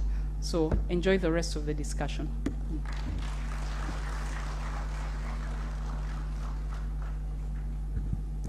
Thank you very much, Patronella, for taking us through the taxes, and especially the last part of it is on effective tax rates. I watched a discussion between a BBC journalist and Prime Minister Sunak, and they seem to be speaking to different constituencies. Prime Minister Sunak insisted this is the lowest effective tax rate the Britons are experiencing in the last 50 years. And the other one was saying this is the highest taxation regime we have seen. It looks like in Uganda the two are the same. Thank you, PSST. Me and you know very well about demand-side economics and supply-side economics. Thank you for introducing some demand-side economics in the budget. The payments to the soldiers is demand-side economics. The businesses are going to experience that increase when the soldiers finally go out and they are allowed to go out, and the police, and they come and spend out what they have. A captain in the military would now earn 1.06 million as opposed to 845,000. That's a captain. And then all the way down to the private, who would have to earn 606,000 from 485,000. That money is going to end up with the private sector businesses. The best way to finance a business is sales revenue. So government is putting back to financing sales revenue. Talking about captains, what do? They mark time on parade. Our program doesn't have a health break, but I know we need some health exercise. Can we do what the captains do? They stand without asking why, and then they mark time. Just step on the ground 1 or 2 times to allow that blood which is stuck in your legs to move back up. The heart needs it, especially for many of us here who are in those ranges of the 4th, the 5th, and even the 6th floor. Let's step a little bit on the ground. What captains do, they mark time. and then we'll be done. Thank you very much. We are still on schedule. PSST, I asked an engineer this time. I asked an engineer to work out for me if the economy is to grow tenfold to 500 billion over the next 16 years, what should be the growth rate? 15.5%. That's the tall order you need to get us to. Double-digit growth if we are to realize that progress. So when I heard you talk about high-impact interventions, I also thought we need to add another layer of quick impact interventions. People should not bring you things to finance whose results are going to come in 2038. That will be too late. Quick impact, high impact interventions are going to be needed. And as a researcher, where I see a train passes by the meter gauge, going to Kamocha, or rather to Boyogerere, and I asked the people who are using it, they say they are now paying 1,000 shillings coming to town, and they are paying 1,000 shillings going back. By the end of the day, each one of them is saving 4,000 shillings compared to if they were to do that journey on taxis. That's quick impact indicators. 4,000 shillings saved every day, that's 120,000 shillings saved by these people who have to come to town every other day of the week. That for me is a quick impact. It's as if you have enhanced those people's salaries by 120,000. Can we logically look through those kinds of things that are high impact and quick impact? So the meter gauge for me, I'm trying to say, how do we extend it to Kawempe? How do we extend it to Bujuko and begin to impact the low-income earners within the Kampala area so that they can spend that extra 120,000 on things that are taxable, on things that impact the businesses, so that really the economy can come through. I am not the person to discuss these things. There are people who are going to be having conversations with the PSST for our benefit, but even us will have our day in office to ask a question or two to everybody that is going to be coming here. Alan Senyondo from Uganda Manufacturers Association, please take a seat. Just leave the middle seat for the PSST. It's going to be a fireside conversation.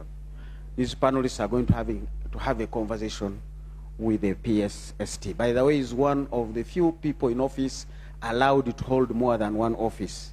Permanent secretary is another office. Secretary to Treasury is another office. The other person I know is slightly above him. There is a commander-in-chief who is also president.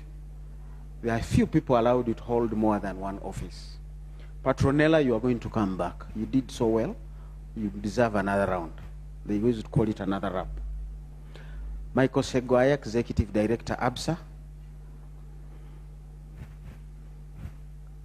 I have saved you last for a reason.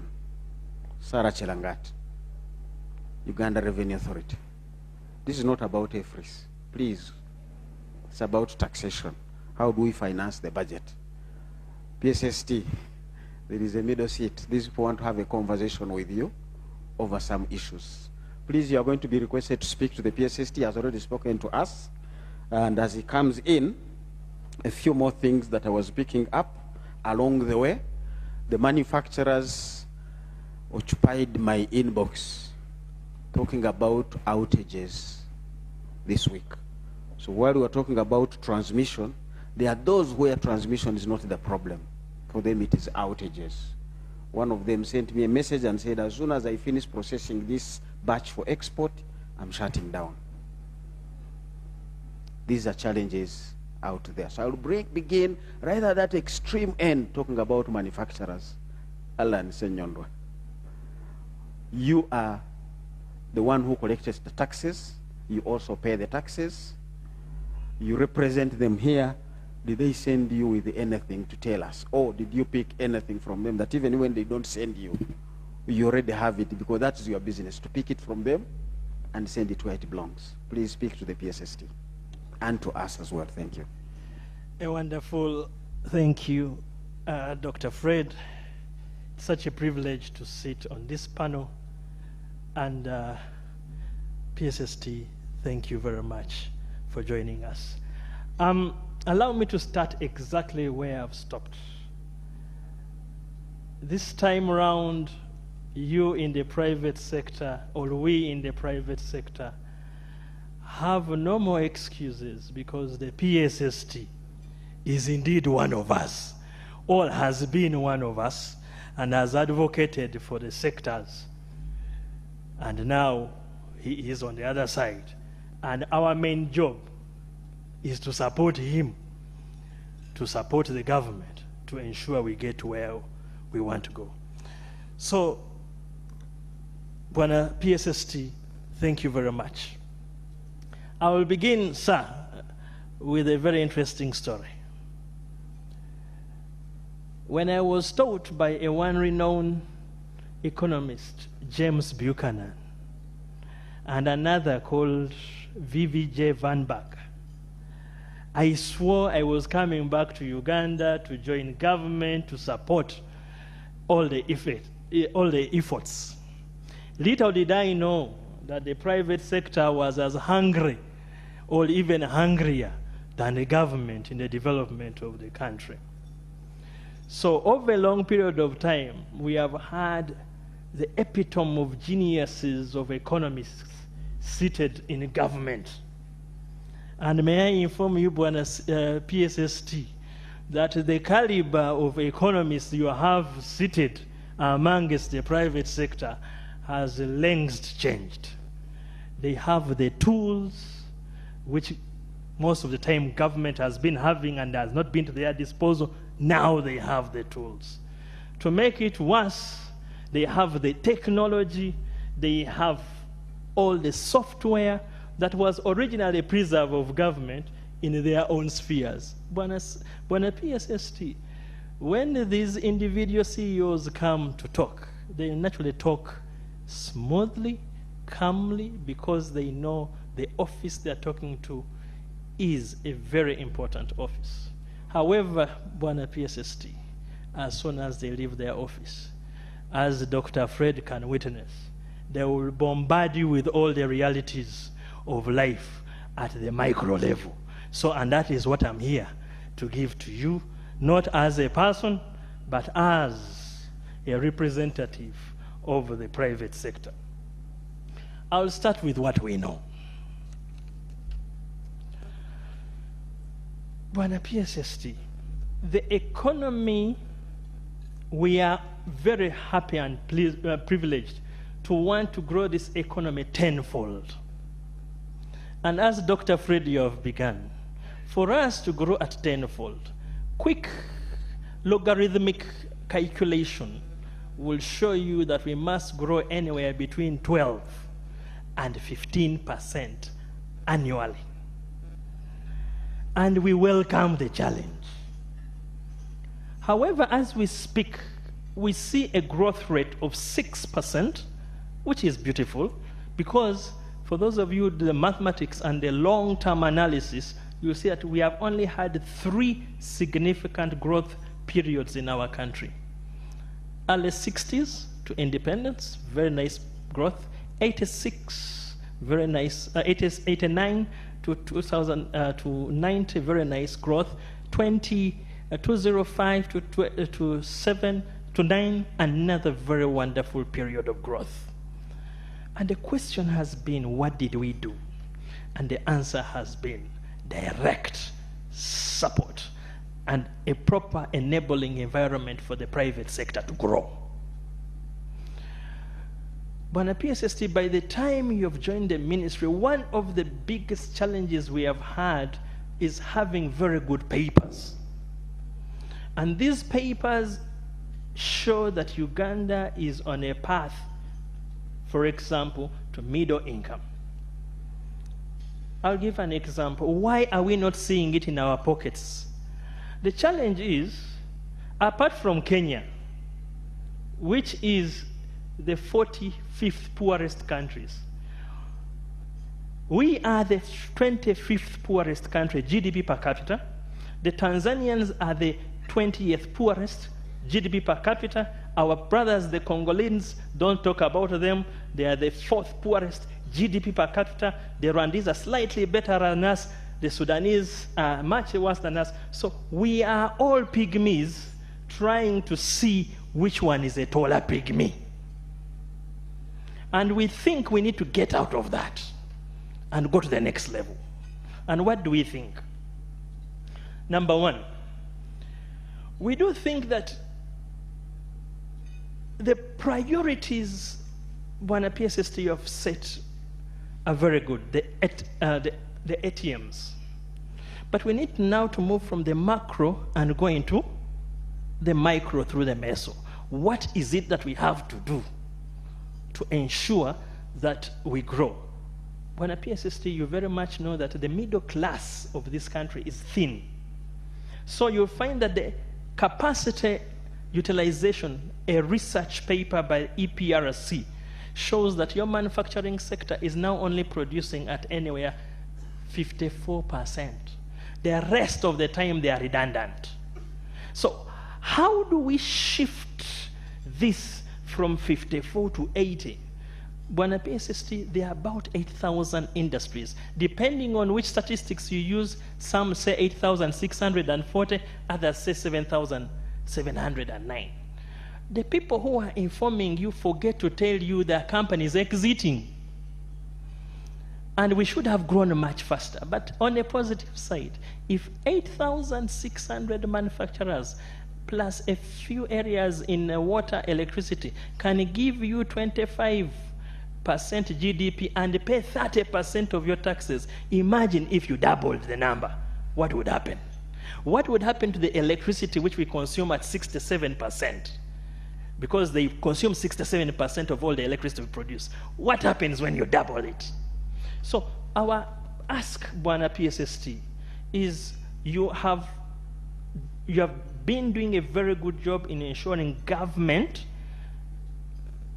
tightens up, but sometimes we do think you are forgetting about the private sector.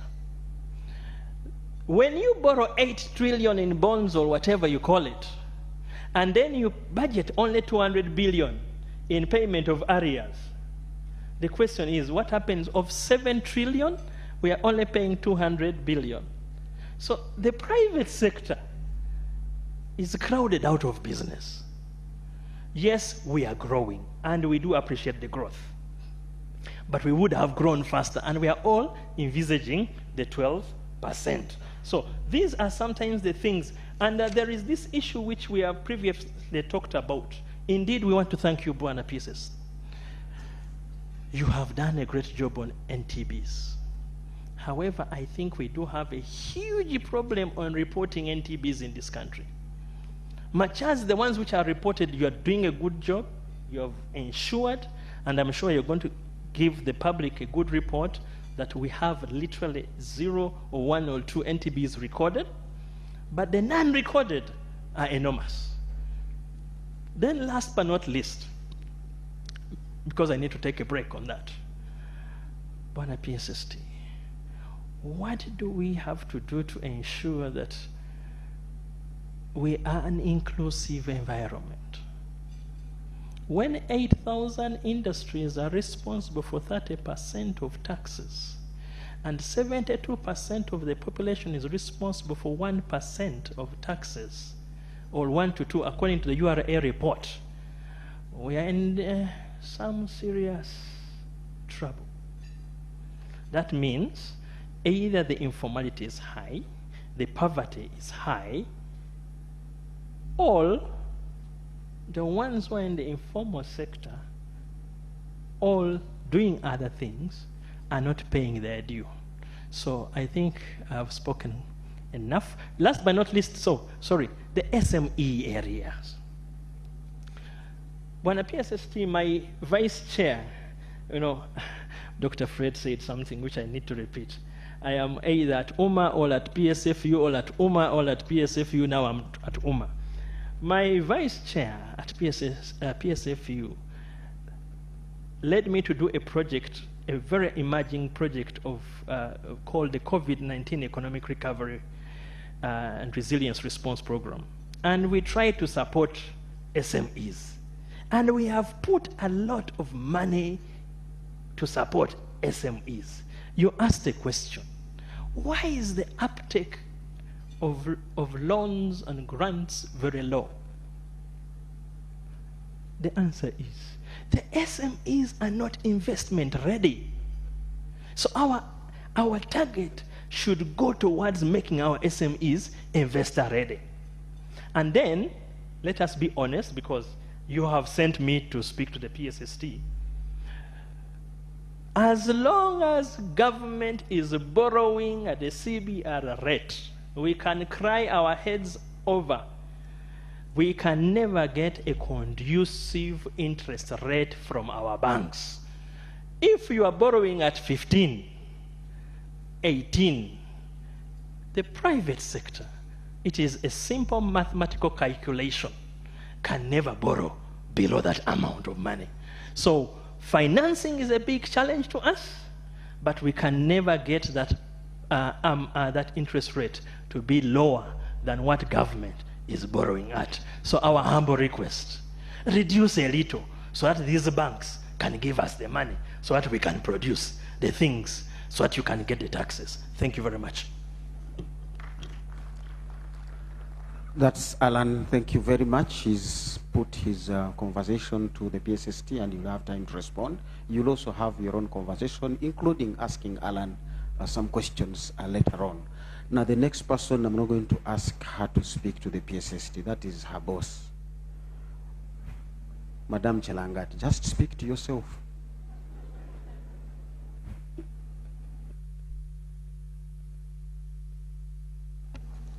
Thank you, our moderator and our land friend in economics. We thank you, Dr. Muhumuza. I am happy to be in this panel, and just to reiterate the fact that when we popularize this budget, we are also popularizing the tax, because tax is really part of this budget. In this tax target for this year, domestic taxes will be 32 trillion, and the PSST has already talked about that. Out of that, we have 29.4. I just want to thank Ugandans for supporting us in collecting tax this financial year, and we look forward to a better year, because together we shall deliver the 32 trillion, and a number of initiatives is what we are looking at. When you look at the the tax amendments or the tax measures, we really didn't have much, and for the last 3 years, government has not been looking at introducing new tax measures, but rather streamlining the tax measures. So even as we deliver this 32 trillion, we are looking more into the tax administration efficiencies. And most importantly, of course, the digital enhancements at URA. Digitalization is on top of the agenda. We want to use digitalization to enhance compliance. So we have our popular digital enhancements, IFRIS that is known to all of us now, and we can't shy away from it. IFRIS is a driver for VAT compliance, and the PSST indicated that all Ugandans now must be able to keep books of accounts and be able to self-declare their taxes in a patriotic manner, so that we are able to get this money come into the government coffers. So what IFRIS will do for you, the business person, is that it will simplify the bookkeeping. As you fiscalize that invoice, as you issue that e-invoice, that invoice on real time is also in our system. And so as we mirror your records, we really don't have to ask you to give us these invoices when it comes to VAT refunds, when it comes to you filing your VAT return. That same invoice that you fiscalized is pre-populated in the automated return, which we now have. So at the end of every month for VAT taxpayers who are using IFRIS, there will be a pre-populated return that summarizes the purchases and the sales and the net VAT that is payable to government. So all you will do is to submit that return or adjust for some transactions which were not booked in. So this digitalization agenda is really good for all of us as a country, and it helps us to really understand how your business has been during the year. Remember, most of these taxes, especially the direct taxes, are paid for a year of income, and either quarterly if you are an individual or semi-annually if you are a company. So that ability to make it very, very convenient is what also enhances compliance. And for local excise duty, we are looking at the digital tax stamps solutions, and that is also driving, especially on the excisable products. So we are also using that solution to enforce compliance in that area, and we are calling upon all our taxpayers, especially the manufacturers of these excisable products, to be compliant and to support us in growing local excise duty. All these initiatives ultimately drive income tax. And then we have for rental tax, the rental tax compliance system, which is a solution that we are working with the Riponami company. And that system has also helped us to grow rental tax by over 35%, and we look forward to growing this sector. There is a lot of potential in this sector.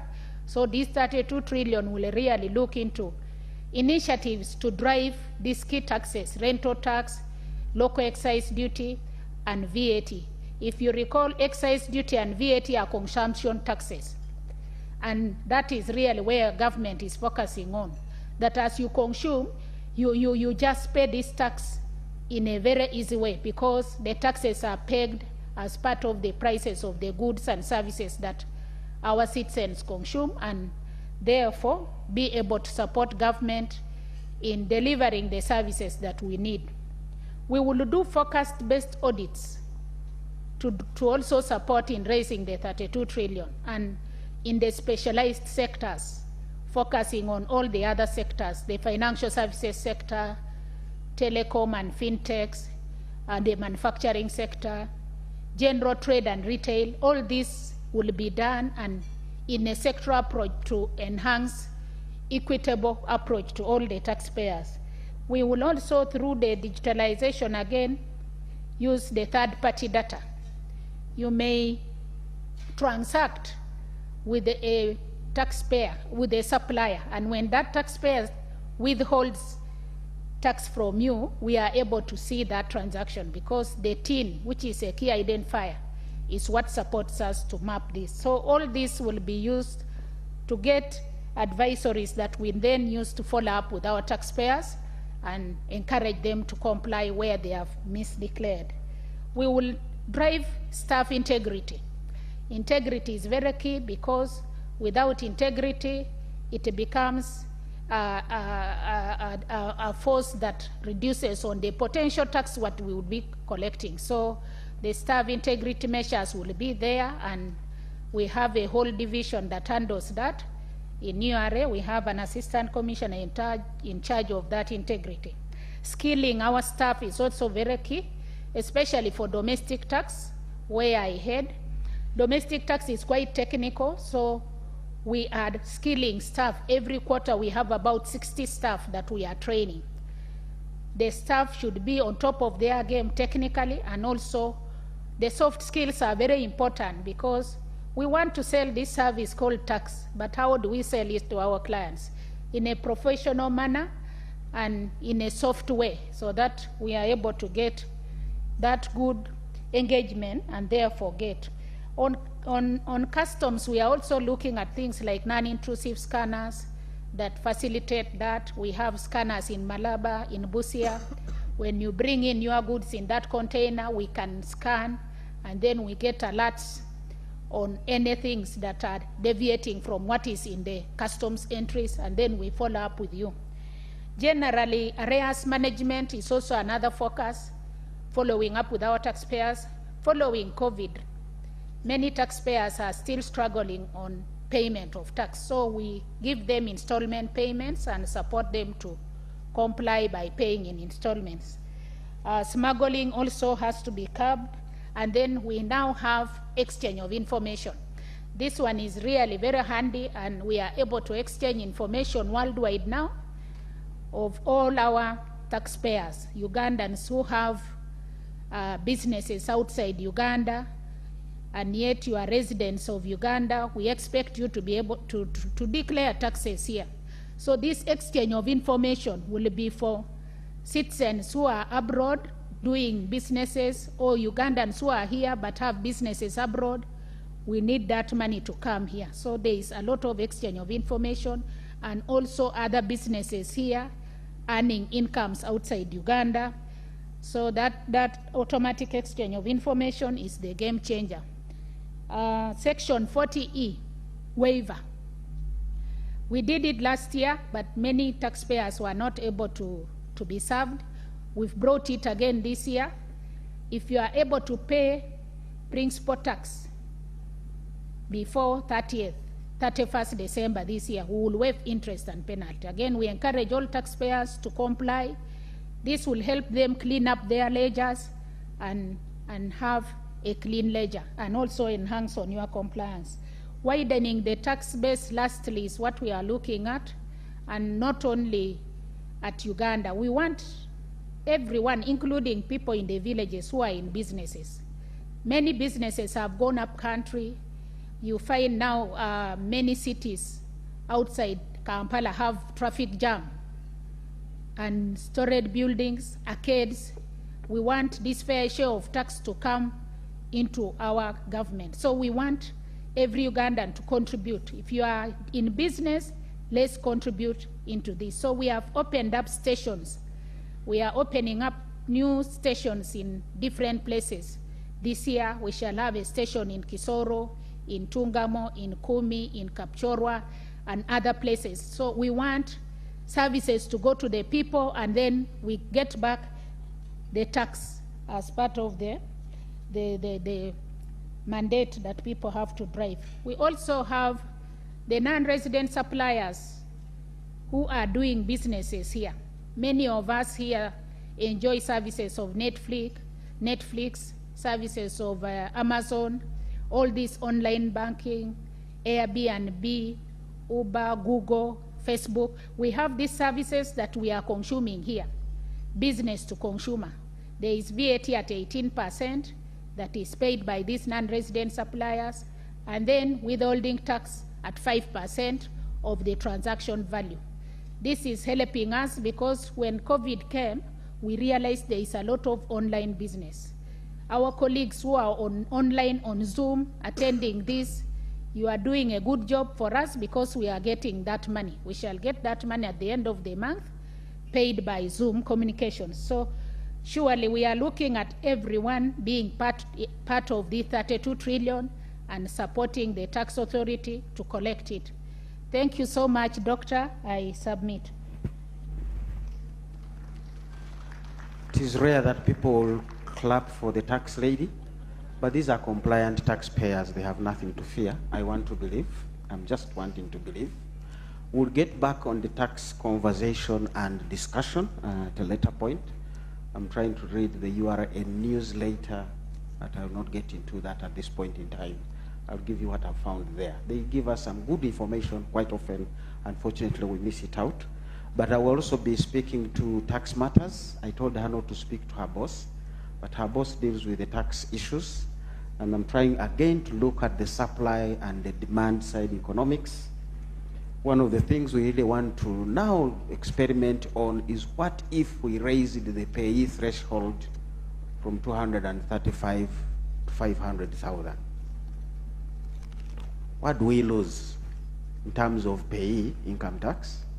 What do we gain as these people begin to consume whatever they have added to themselves? Remember the railway story we talked about?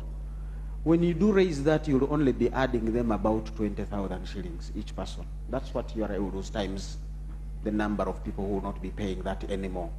But remember that taxes are about 10%. But when they go to consume, they begin to consume at around 30%. So I want to believe an experiment on that. PSST, we're going to have a discussion on that. To do our simulations and modeling, we might actually raise tax revenues doing that way, but also raise the welfare of these citizens, but also do some, it's good politics as well. We're talking about the budget being a political tool. Those are things we want to really do on the tax policy side, which is also in the domain of the PSST. Those are things I'm thinking of. And also the VAT threshold has been at 150 million for quite some time. There are people that I know, my friend Absa wouldn't want to be in his company. 150, let's let the big boys deal with VAT matters. They can handle compliance costs very, very easily. At that point, I go there. Michael, why don't you give us the story from the banking side? We are told you are sitting on mountains of money. No, please speak to the PSST, not to me. Thank you, colleagues, for coming. Thank you, PSST, for the submission. I think mine is going to be a story, and just think like you're a foreign investor, and you've got 150 billion shillings, and you want to invest across the continent. If you thought of a country like Ghana, your return ought to be 29%. If you thought about a country like Zambia, your return ought to be 26%. If you came to Uganda, your return ought to be at least 16%. Part of that is driven by the fact that your best customer in town is government. And government will pay you come rain or sunshine. But the variations I've talked about in those countries are partly driven by so many things that include debt, the rating that is involved, and so many other things. If you come home and government is borrowing at 16%, and I just checked that out as the PSST was talking about the yields. In certain cases, if you're to do a 20-year bond, because that's the kind of money you invest with 150 billion shillings, we're talking about 16% minimum. That's the expectation for you as a shareholder. So what usually happens is we get to a scenario where we start asking ourselves, okay, for the private sector, what is the probability of paying back? And in the banking world, it's called loss given default. How much are you likely to lose as you give out this money?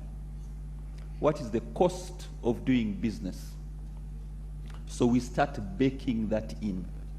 And for me, the challenge I'm putting across even to the PSST is to pause and think through what those other countries have gone through to get to where they are. And the real ask for the investors in the room today, because you probably have to deliver a business that is probably returning above 20% in this environment. So that is the real challenge before us, before we start dealing with the tax implications. And that's the food for thought as we think about the increment in how we are going to fund our budget.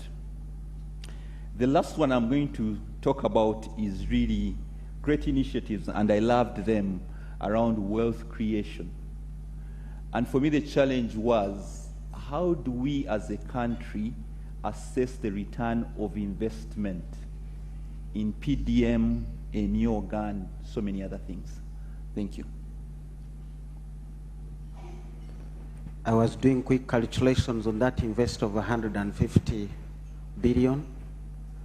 When he decides not to go and produce rice and onions for Ugandans and buys a government paper at about 16%, this guy would attract his 22 billion per year from his 150. And then Sarah will be told this guy has invested in a 10-year bond plus, only tax them 10%. But if he goes the other side to join Alan, he would be taxed 30% on his profit. Your guess is as good as mine where this guy will go. And I'm actually not putting it in future. This guy is already going there. It's not that they will go. When they send their money to Michael, they'll say, don't even look for land or titles or anywhere. Don't tell me about standard gauge railway. Put my money in a government bond. And Michael will gladly do because he's a humble, compliant client or client-oriented. These are some signals. Sarah talked about businesses abroad. We need to begin thinking on how do we encourage more Ugandans to invest abroad as well. Because the middle income status is not about GDP, it's about gross national income, which also accommodates what have Ugandans earned abroad. So we need to see how best do we make Ugandans invest out there, where the returns and many things are already existing. I want to get to the floor and disturb His Excellency Kaboyo. You've been seated too long. Why don't you give a remark? Where is my microphone? I'm still packing Patronella for a reason. She has already spoken to us. I don't think she wants to come back that quick. I know she still has something to say to the PSST if there is anything she hasn't said. And then I'll get to the PSST to give a round of what people have said for that moment. And then we'll get back to more of us. I think you can. Is there some? He has one for you. Don't be bound here like me. Please walk around here. Your Excellency. Thank you. Thank you very much, Fred. Thank you very much, Mr. PS, for a very persuasive speech this morning, coming out of what we had yesterday. I have a couple of issues to raise with you. I'm sorry I'm going to be a little bit critical, but I think that's the purpose of sitting here. Just to note that you stayed clear of debt. Debt is an important issue. For me, I would say that the budget that was read yesterday is a debt-ridden budget. Why? Because almost 45% of that goes into debt payments and service.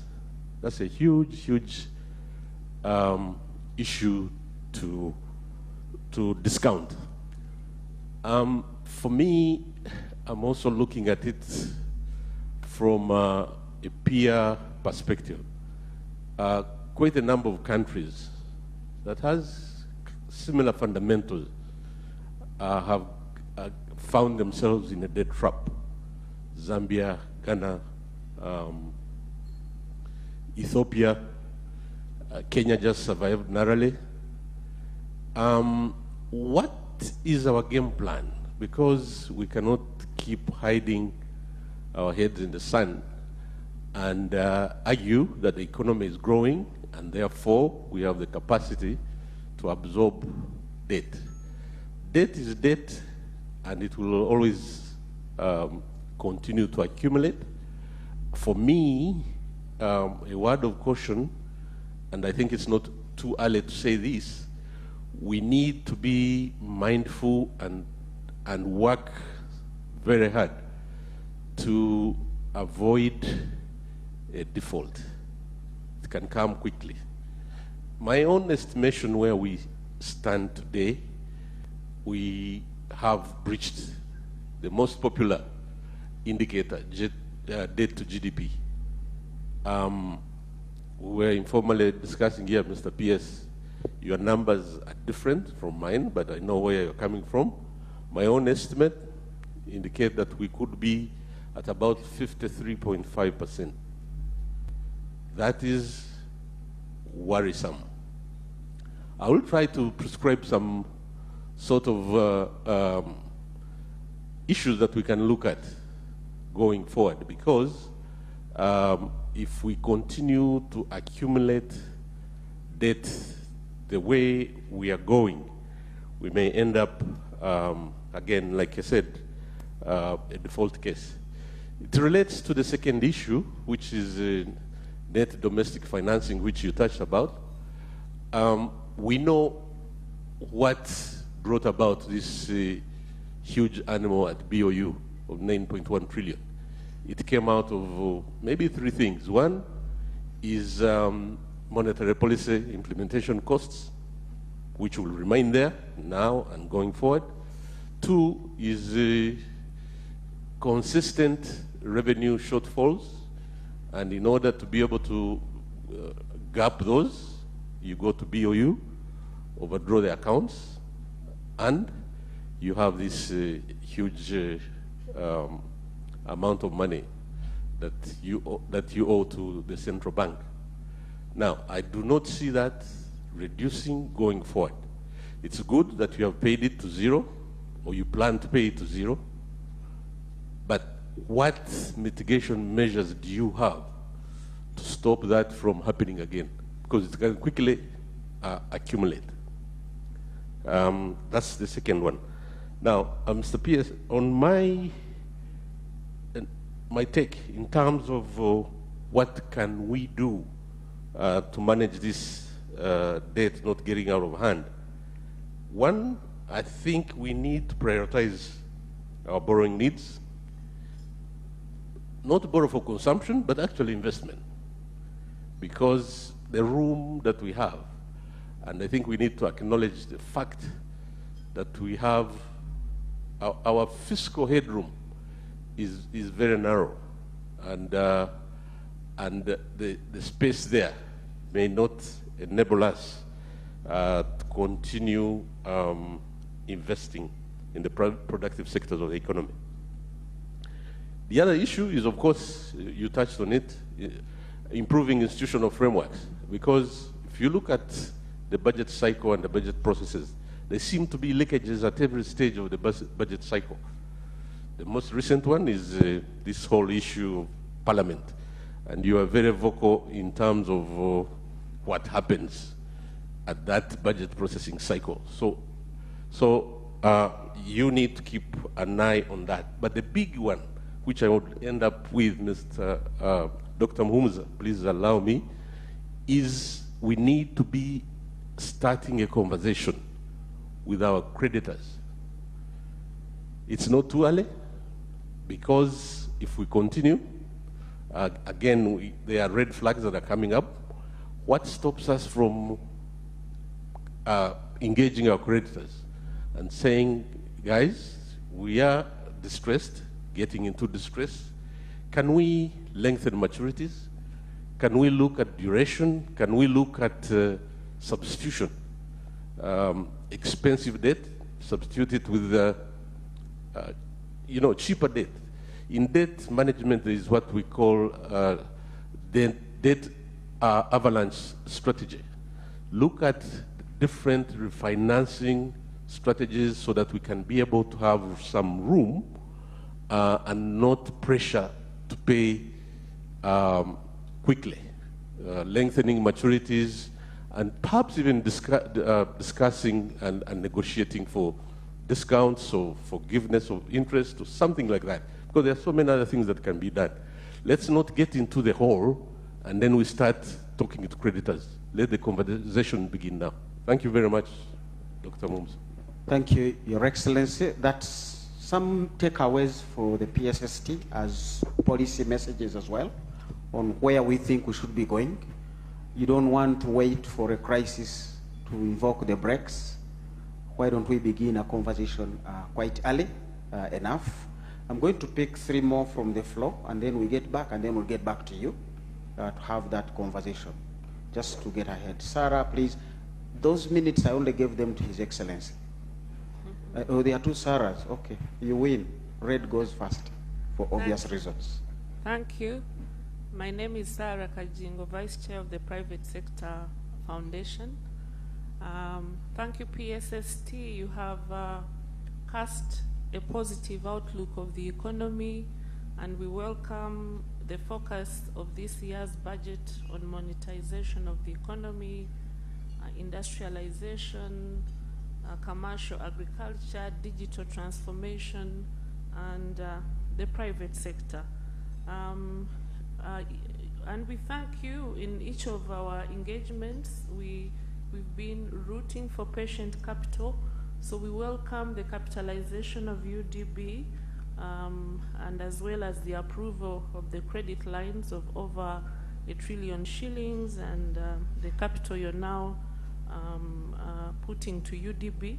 The challenge is that the uptake is low. 12% is still prohibitive. So our prayer is that UDB eases their terms to enable many more members of the business community access.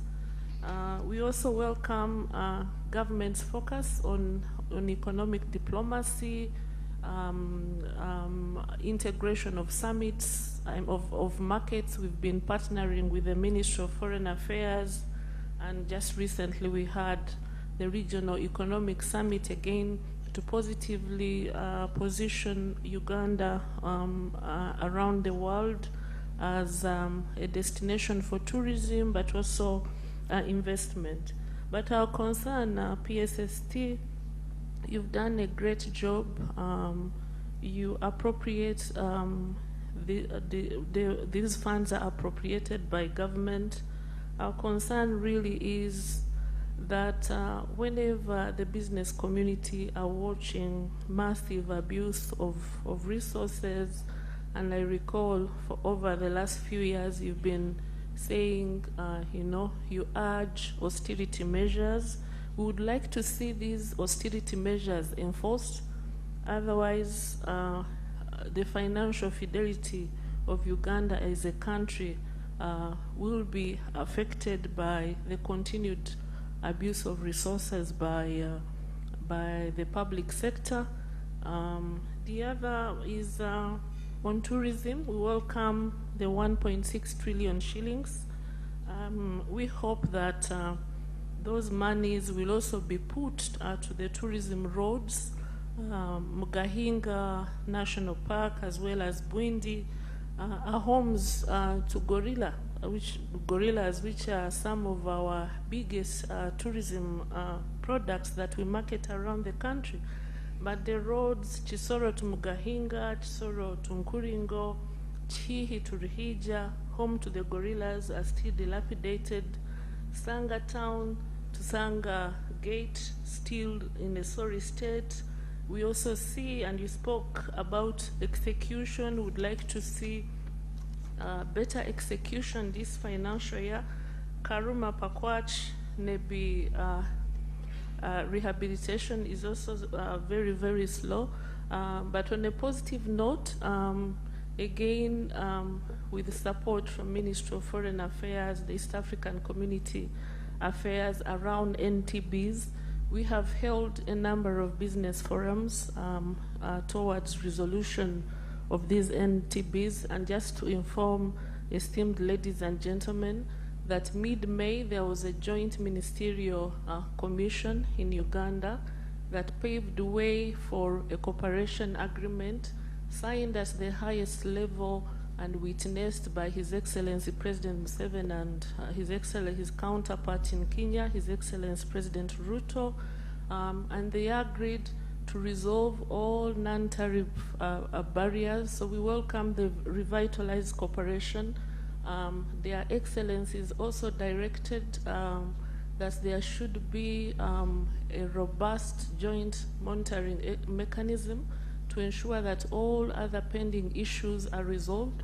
And so we wait on the Ministry of Trade and Ministry of Foreign Affairs to compose these technical teams so that we are able to trade seamlessly, and that the Customs Union and the Common Market Protocol are fully implemented. Again, with the support of Foreign Affairs, that our Tanzanian High Commission, we had just a week and a half ago a business forum in Dar es Salaam, and a declaration which I had the opportunity to read, and I thank both governments for placing the private sector on that pedestal to be in these rooms and present a matrix of issues. We also agreed on the full implementation of those protocols. So we look forward to the implementation. We look forward to faster execution. As a country, again, it's important that we elect to be better by doing better, faster. Thank you very much. Thank you. Let me punctuate the Sarahs. There was a gentleman over there. I don't want Sarah to be next to Sarah. Pick that hand over there. Then I'll get to the next Sarah as she drinks her water. Sarah times Sarah, I don't know what you get. Just be quick, 1 minute or two. Okay. Thank you very much. My name is Jim Drani, Manager Risk Advisory Services, Deloitte. The presentations have been great, particularly from the PSST. But I think we are having the wrong conversation as Uganda at this point. The issue, in my view, is not the revenue. The issue is what do we do with what we have. The way we play with money, the public sector, it appears we have too much money to spend, and the government comes out crying that there's no money. You have budget, but every other time, there is a supplementary. And this is supplementary.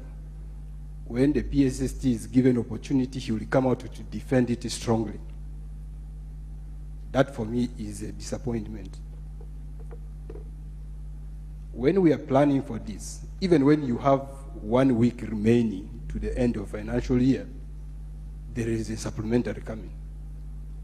I think URA is doing a great job. Really, really a great job. When you look at the statistics, there's a lot of struggle in the economy. There is a report where they aggregated taxpayers, and that has actually reduced. 2019 taxpayers who were paying above 100 billion reduced from 125 to 6 in 2019 to 2023. Meaning, in 2019, there were 125 who were paying above 100 billion, and 6 only who were paying above 100 billion in 2023. This doesn't portend very well for the economy. So whatever we really need to do, I think we really need to carefully look at how we can tame the appetite of government and our public sector efforts in addressing and managing the resources that we put to their custody. Another issue, I think, which is a stress for this economy is a mismatch between social services provision and what our expectations as a country are. People who work, from the statistics that Uganda National Bureau of, UBOS shared, I think very few people actually get above 1 million shillings in Uganda. But if you look at the social services, the school fees, for example, that anybody is going to pay in an average good school is more than 1 million. Yes, we could all argue that you don't need to put your children in those good schools. But even the public sector people who are earning less than 800,000, all their children either studying abroad or somewhere in a really good school. So you begin to wonder, are there two sources of income that we are looking at? But we know everybody from Monday to Friday is going to the same office. So where do they get that extra money? I think we need to really tighten the taps. PSST, I think there is too much money that you are not aware of. And we really need to look at where this money is. Lastly, the news that has come this week, or was it last week, MPs being arrested, negotiating 20%. How much of this budget that we have just passed, that was ready yesterday, includes that 20%? Can we do that audit?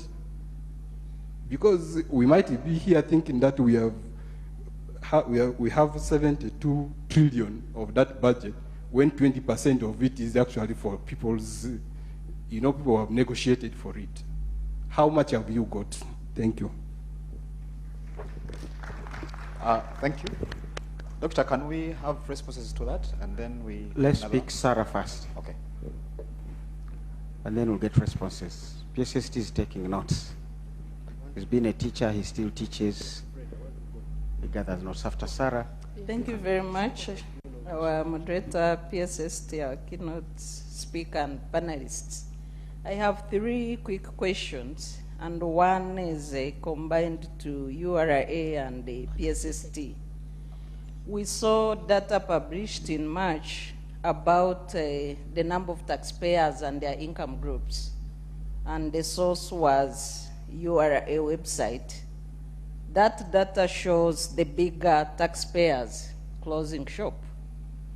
From the 100 billion category, where we had 125 taxpayers, we are remaining with 6. Where we had 50 to 100 billion, 130, we have 3. And from 1 billion to 100 billion and above, you have a 91% decrease of the taxpayers. There is information that one of our neighboring countries has reserved space for businesses leaving Uganda. The presenter from UMA raised concerns about competition for financing credit with government. How are we planning to balance this equation? The second question is on, the URA commissioner talked about traffic jam. And more increasingly, every budget has a bigger infrastructure budget, and rightly so, development needs infrastructure. But I'm concerned about the nature of roads we keep making as a country. Even compared to our neighbors, we seem to be concentrating on what I would like to call kiosk roads. Just single lanes, no space for cyclists, no space for pedestrians. When we visit our neighbors, you're welcomed with 3-lane roads, cyclists lane, pedestrian road. What can we do to save the time lost in traffic jam? And if we quantified this traffic, the time lost in traffic jam, because I know that for the private sector, time is money, don't we need to craft this as a risk to our development? And why can't we plan for better roads? My last question I had shared briefly with the PSST is on the climate strategy. The climate strategy in the budget does not seem to come out. Yet we are experiencing increasing climate change disasters globally, even nationally in Uganda. Don't we need to give more space for climate strategy, even for sensitization and more mitigation issues? Thank you very much. Thank you, Sarah. Apologies to the PSST who have held him a bit longer than should have for him to give us responses, but I needed some input from the audience to come to the PSST. Sarah, you should stop visiting neighbors. Pedestrians are supposed to use footpaths. The roads are for vehicles. Mr. PSST, you have the floor. Thank you. Thank you very much for the feedback. The neighbors actually also, when they go back, they say, the roads we see in Uganda, we are not seeing them here. Maybe you are talking of the roads in Kampala, which are in a sorry state, and those ones will be fixed. Kampala had been neglected. That's the truth. But we are now working on it. But Uganda has the best roads, country roads, in the region. In this region of ours, no peer. Actually, wherever we go, like to Arusha and so on, our colleagues are saying, what's the secret? How did you manage to put up all of these many kilometers of tarmac to connect the country? If you went to Kenya or to Tanzania, wherever, the roads in the city are wonderful. They have worked on them, but when they are connecting, now Kenya is, that's why it embarked on a catch-up recently, and it caused those problems he has been talking about, because it was at a very faster rate. But Ugandans, I want to tell you, you are doing very well than you think. I don't know why you think you are the worst, and everybody who's talking, you are doing very well, right from the way the macros are doing, the debt levels. I mean, the peers here, only Tanzania has better numbers than us. Only Tanzania, no one else. I have my former, not former, he's still here. Mayanja is there, one of the best brains in data analysis. You will give him a chance to speak to you about data.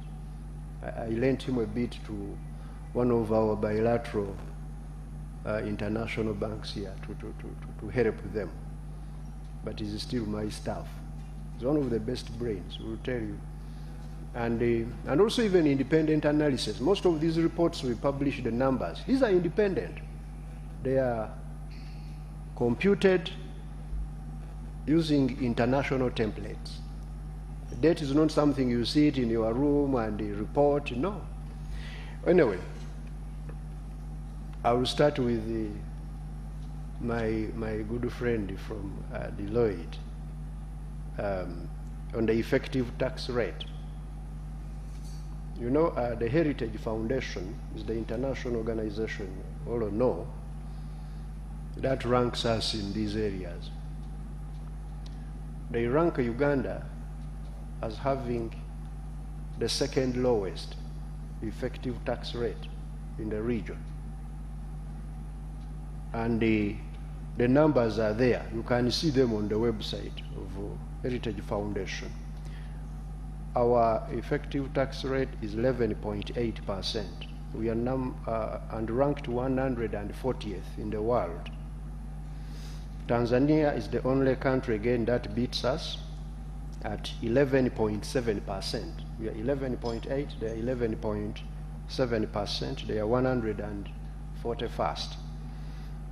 And actually, the taxes are comparable, the rates, when you look at corporate tax, income tax, sales tax. But in Uganda here, we tax you at relatively lower levels in the effective terms than Kenya, which is 17.4%, 93rd in the world, Rwanda, 17.1%, 97th in the world, and several other countries. So I will get the data from her and look at it. These numbers are 2023 of the Heritage International organization like a Deloitte, and it is there. The data is there. You can look at it. So this tax issue is about, I think, a few people reporting tax. On the income side, it is actually a few people paying the income tax, because also few people have formal income, which can easily be tracked and taxed. Like us who are salary earners, they know your salary, they deduct from the source, these people. But when someone in my village there in Butambala sells a forest at 170 million, they count it there in the bush and he takes it home. Sarah will never find that person. And who's that person? Me. Me, I tell you a story, and I've been telling them, challenging them. I sold my trees there in Butambala. Went and somebody called me, your trees, they are falling down. Should a relative come, whom I had entrusted them. The termites are eating them. There is a man who wants to buy them. I went there, the man told me, we can't buy them. I said, okay, you count. They counted. I expected far less money, but they give me the money. They're in the bush. I put in the vehicle and brought it to the bank. The bank turned my money. Now, I just thought about how many Ugandans are like me, who are selling trees, selling cows, selling this in the bush there, and making the money. That's where the problem is. We need to look at that. Instead of chasing only these few people who are registered formally, that's where the problem is. So what you call effective, like Kenya is, for them they are more formalized than us, Kenya. Even these informal ones have been now managed in these circles, and they are paying cooperatives and they can track their income. It is what I told the URA and my people there in the tax policy, which we are working on.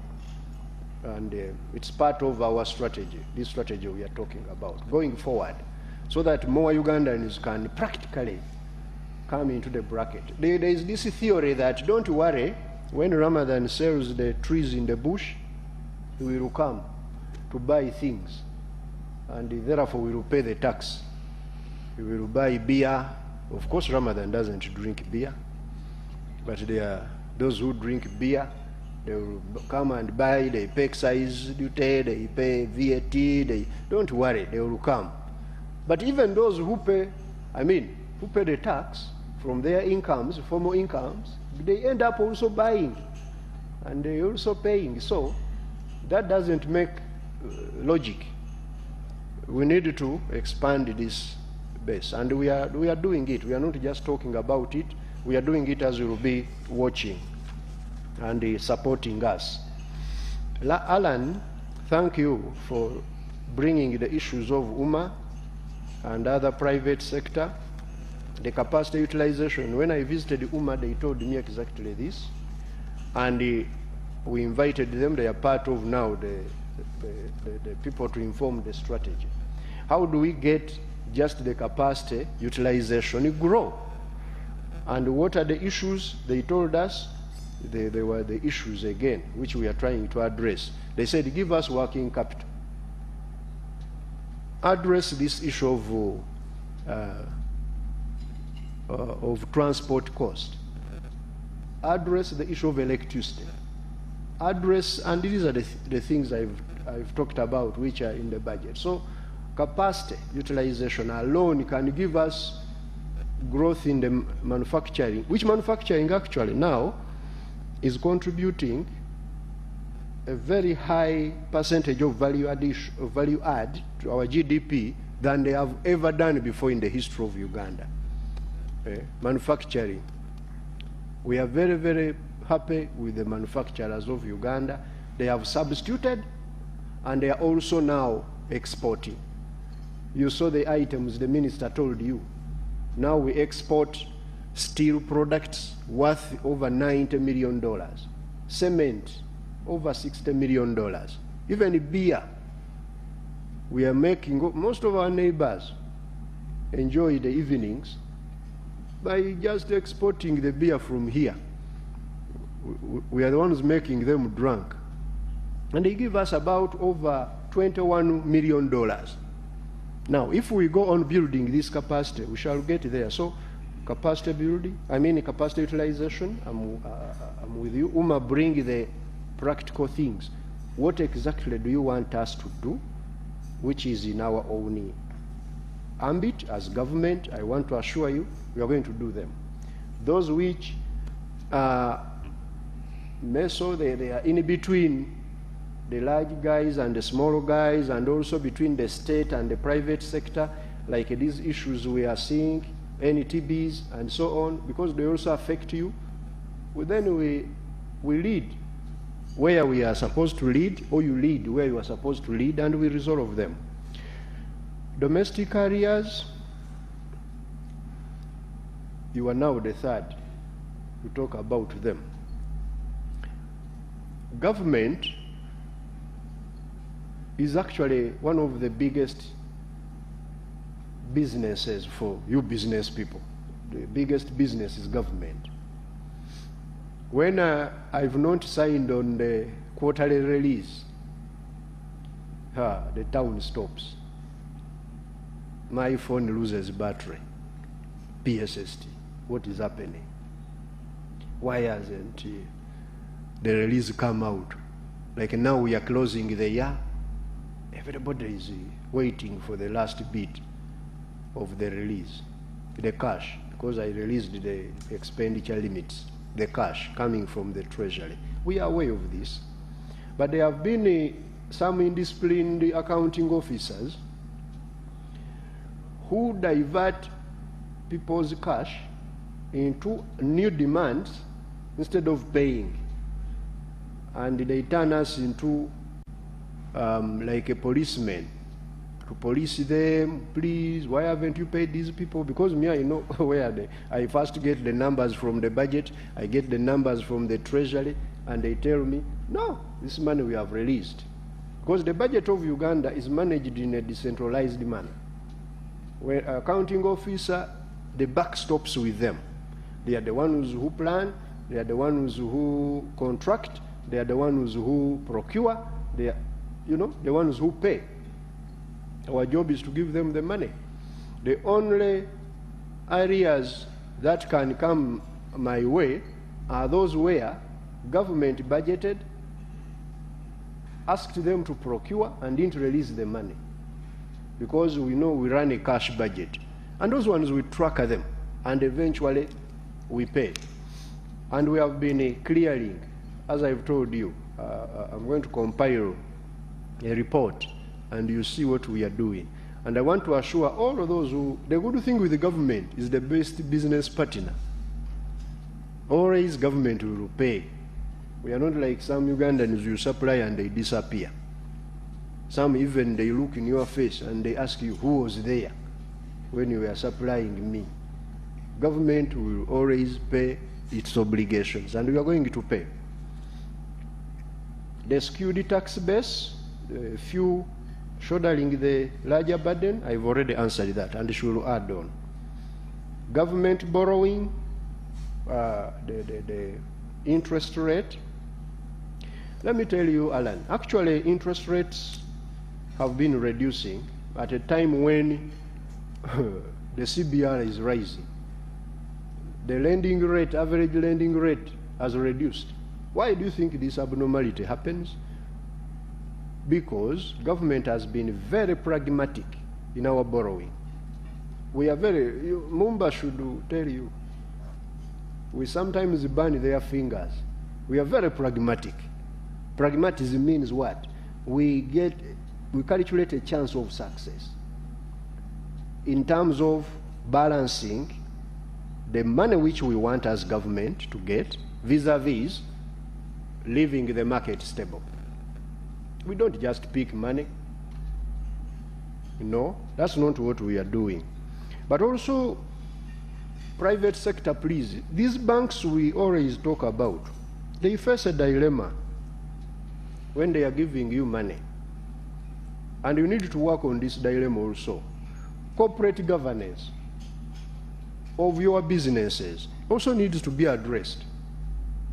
You borrow bankers' money when your business plan is this, and all of a sudden you divert the money. You buy a brand new car for money which is supposed to buy a machine in a factory.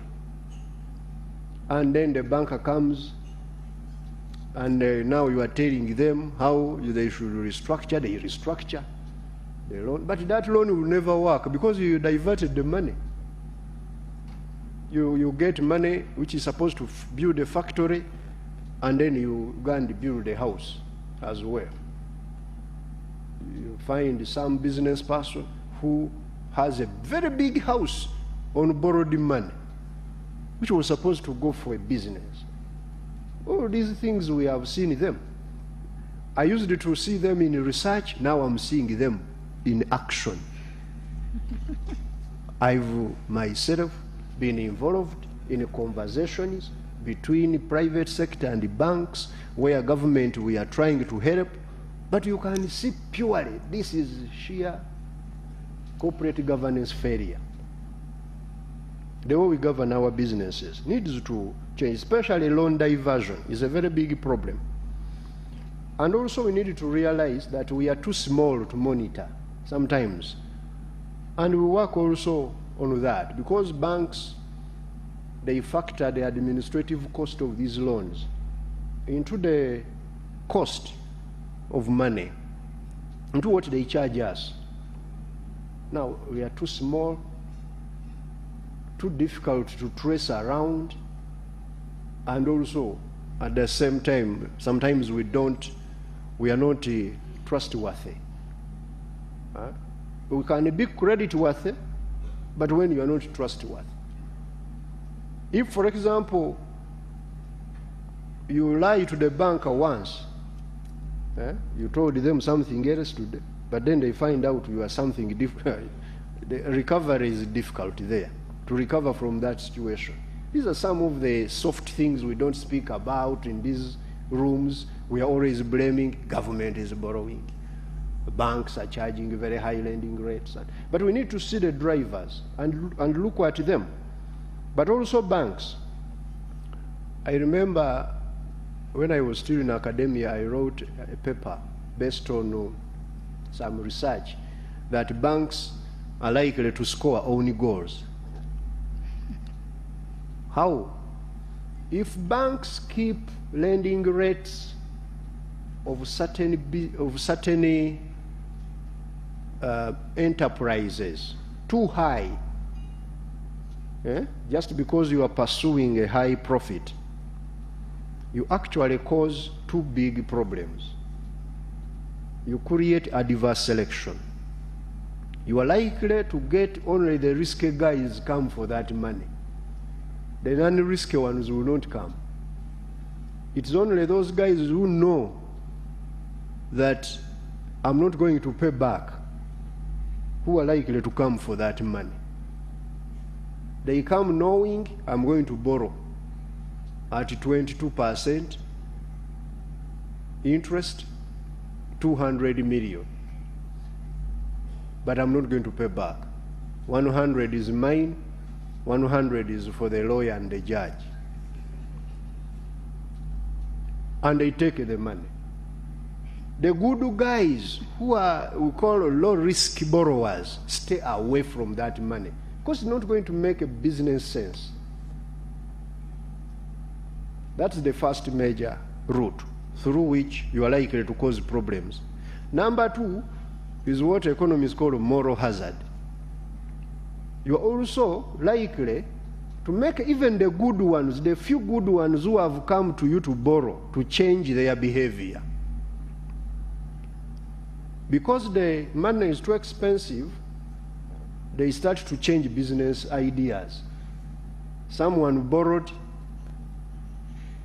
to sell some goods in the market, in the Nakawa market. Even these small people will lend money. You have lent them, and you know, the more smaller a business is, the higher the interest rate because they are very difficult to monitor and so on. You have lent to them at 30% interest.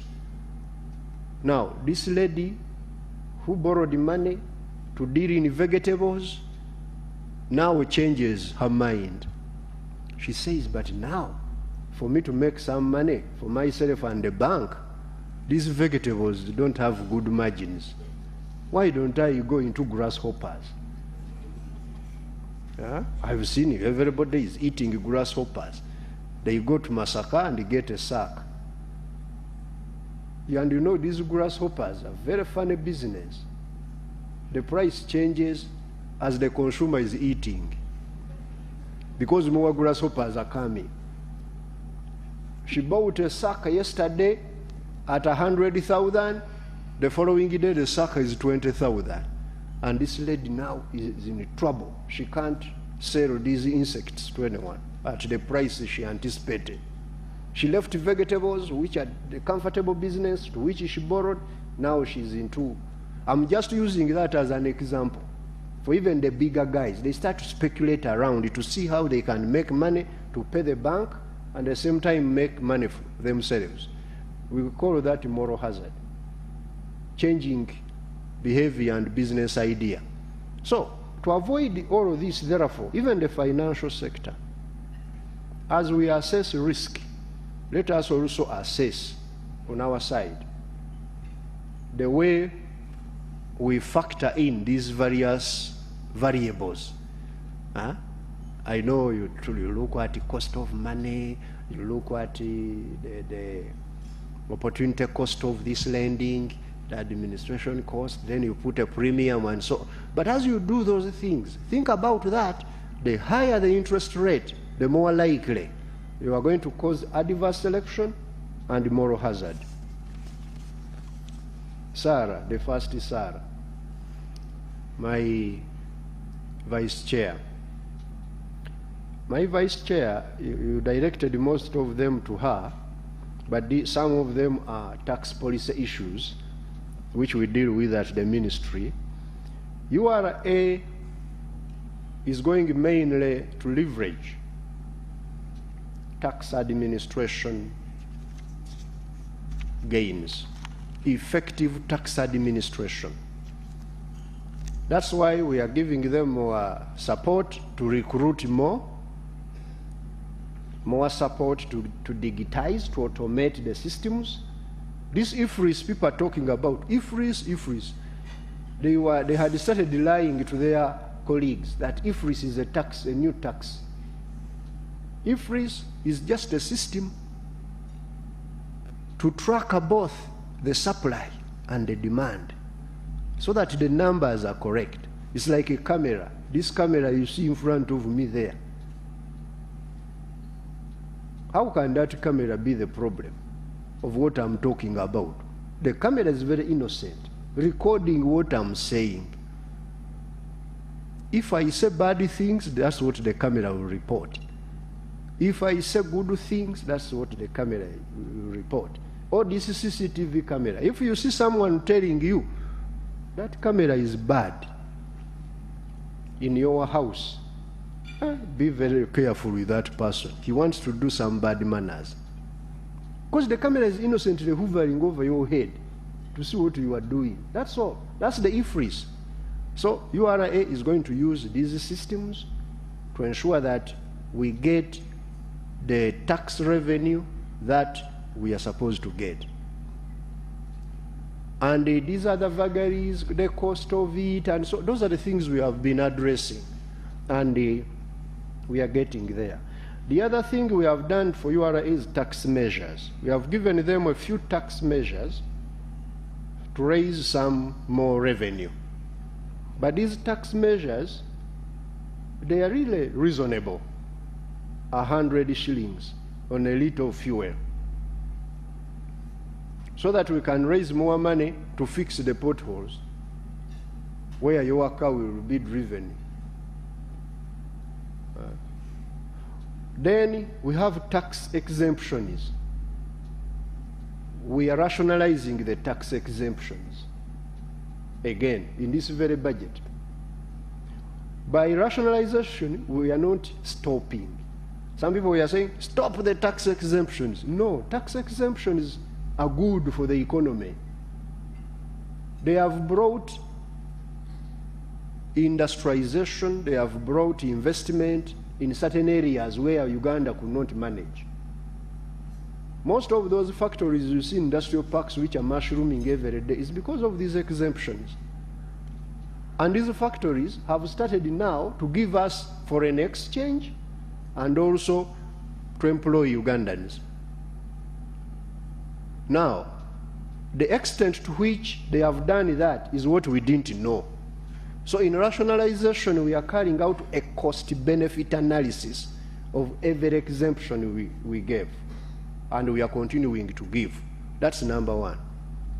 Number two, under tax exemption rationalization, we are also putting in place effective monitoring. And this time we are saying the monitor should be URA to lead. An investor, you promised when you come, you are going to utilize Ugandan raw materials. You are going to employ Ugandans. You are going to use 5 megawatts of power, and so on and so forth. We gave you tax holiday, we gave you free land, and some other, incentives. Now we want to know, are you doing that? That's all. That's what the monitor is going to do. We are setting up that unit in URA to work with UIA and other relevant entities to monitor effectively the incentives. And then 3, we are putting a sunset clause in these tax exemptions. Sunset clause means what? That these exemptions are not perpetual. When we have given them to you for a certain period, utilize them for that period. And you should be giving us value for money. If you have lied to us and we don't see value for money, we terminate. And even sometimes we can invoice you. That's and that's what is done everywhere. To bring also that bracket of tax exemptions. But I don't want to hear people saying, stop tax exemptions. You are not a good economist. You are just emotional. You need numbers and data to understand that these things work this way.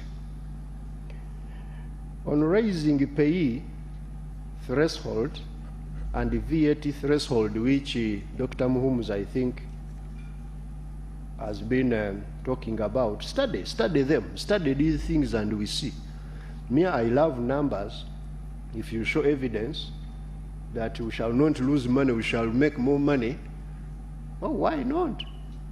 I will be the salesman, as usual. I'm the #1 salesman of things which work. I wanted to tell you, ladies and gentlemen, that Ugandans have embraced wealth creation. This is a fact. Ugandans have embraced the wealth creation agenda. That's why you see these days, people are talking of money, that money is not easily accessible. People are like, where is the money? We don't see money. If we were in the business of speculation in Kampala here, money has gone. People no longer have money to, which we call redundant cash, to drink beer, to hold house parties, to move around the city with that money. People have woken up since COVID. And also government has been on this agenda. Many people, when you go now in the country and you see, have learned the art. That's why the economy is growing. Revenue has grown. We have seen also jobs, the numbers are going up, which we reported there in the budget. UBOS now is carrying out high frequency, kind of, they get high frequency data on employment. And we have supported them now to start reporting quarterly what's happening with the jobs. Ugandans have embraced wealth creation. So those who are saying, Ramadan, money is not seen, we are not seeing money, you watch out, go to wealth creation. The money for easy deals, call them deals in Kampala, that money is no longer there. Is disappearing. The deals money, and that's why the few remnants of dealers who have been dealing in the wrong areas are also getting in trouble, and they will get in more trouble, as you will see going forward. I would want Absa to distinguish between investors and speculators. Those whom you called the return, those who are chasing the high return on investment of government and so on, some of them, sometimes we call them portfolio investors. In the real sense, actually, they are speculators. They hunt for is a money, is a return. They check Uganda, what is the T-bill? When it is dropping, they move the money to another market. We don't want to rely a lot on those. We are relying mainly on wealth creators in sectors which are going to create value for us and also create jobs. That's why if you went to certain areas now, you will see real investors doing real business. How many of you have been to our oil belt in this room? Please, go and you see Ugandans. serious Ugandans, what they are doing. But there are those also who are saying they are in oil, but on the speculative end of it, their hands are being burnt every day, their fingers. I want to send one message. All of us Ugandans who want to make money, get to wealth creation areas. And we have signaled them very well. Those who are hunting for quick money, buying a treasury bill, and then you see, and the other day,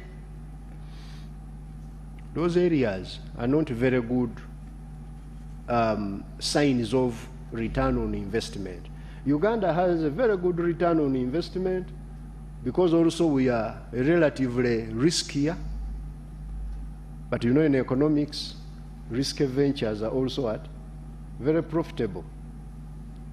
We are attracting a lot of capital, foreign capital is coming in. That's why many countries were asking here. Since COVID, they're asking Uganda, where do you get the dollars? What magic do you use? Because many of our neighbors and others around the world have been facing it hard to earn dollars and sustain the dollars. They have been flying in and out. Hot money. Patrick knows it better. The hot money syndrome. In Uganda, the dollars where we find, nobody has restricted anyone on the dollar. Elsewhere they tell you, you pay us in dollars, we give you back in the local currency. You have paid somebody dollars somewhere, and for them they are paying you back the change.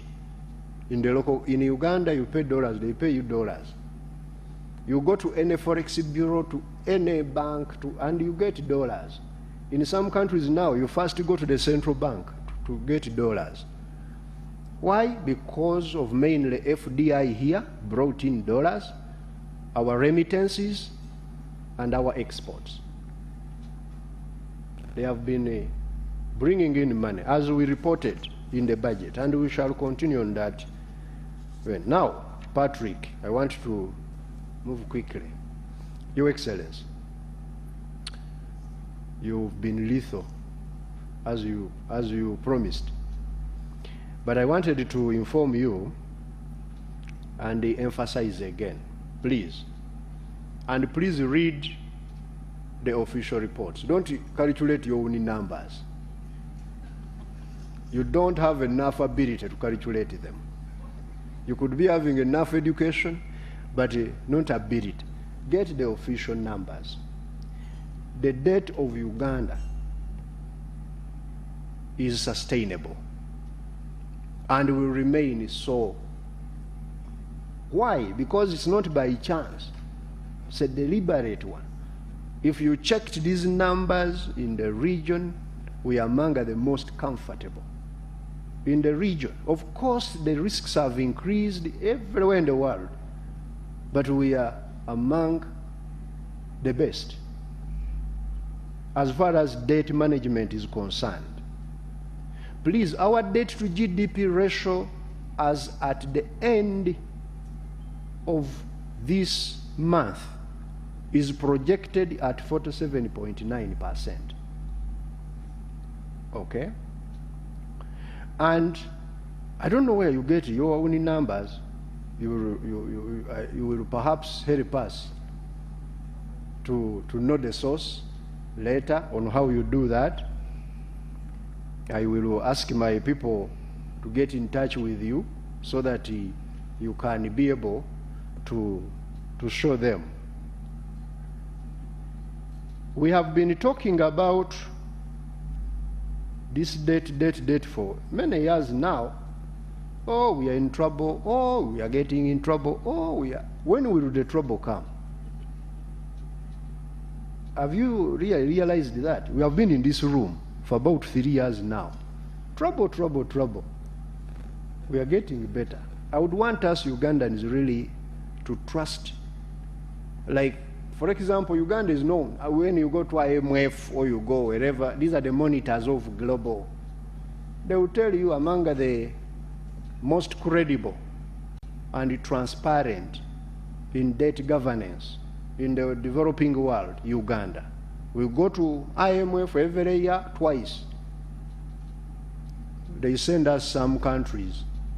They say sit down with those people and they show you how credibility is built in numbers. But we struggle so much to make ourselves, I think, not believe in whom we are. I was in the treasury of, and this is the third time I'm saying this, I got the opportunity, I went to Paris and I met the counterpart of France at the Paris Club, the Treasury Secretary of France. And the question he asked me was, why is it that your numbers, because internet has made us to double check your numbers, but whenever we check with the authorities that monitor all of us, they are giving us the official position you give us. But it seems your people do not believe in this. Why? This is my colleague, the Treasury Secretary of the big economy of France, bigger than Africa, the entire Africa's GDP. It's because in Uganda we don't want to see good things. We don't trust them. We struggle so much to ensure that the things are not as we say they are. We need really to change this. Bank of Uganda repayment, the mitigation, number one, COVID is over. We borrowed this Bank of Uganda money because we couldn't collect revenue when we were in lockdown. And this money we have been struggling to pay it back. Because the revenue we are collecting has already earmarked for certain. So we have now paid, maybe if COVID comes back in the future. But now that COVID, that's the first mitigation.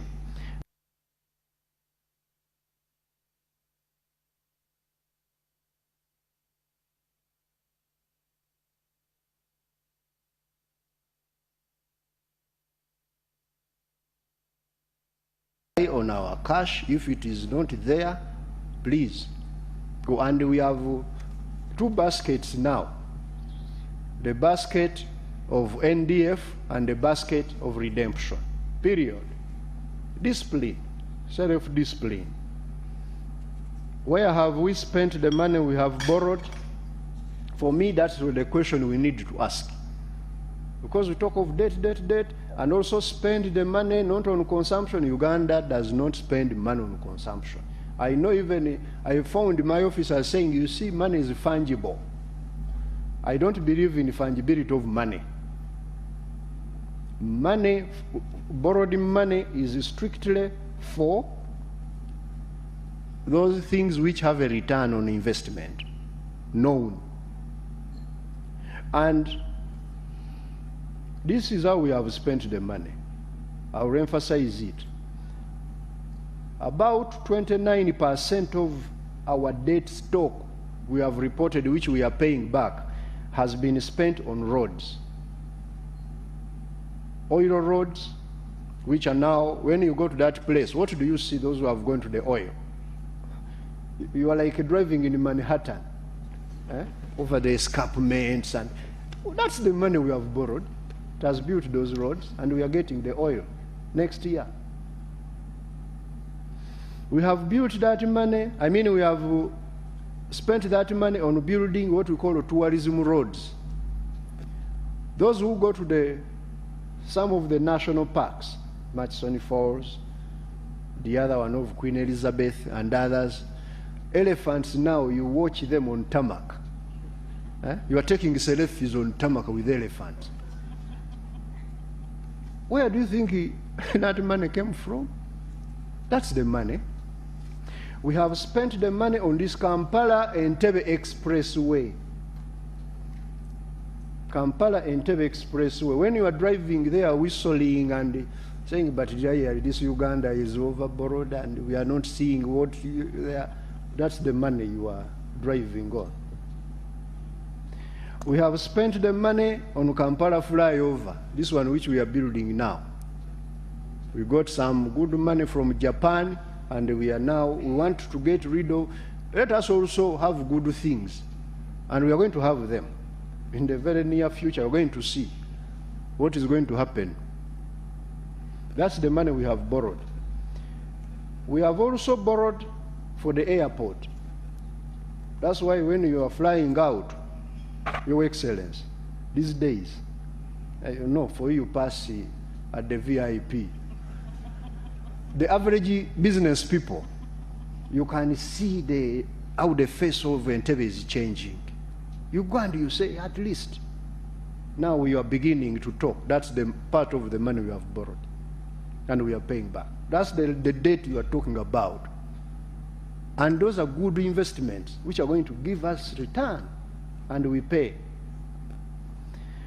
We have borrowed 28% for electricity. 28% of that money we talk about has gone into electricity.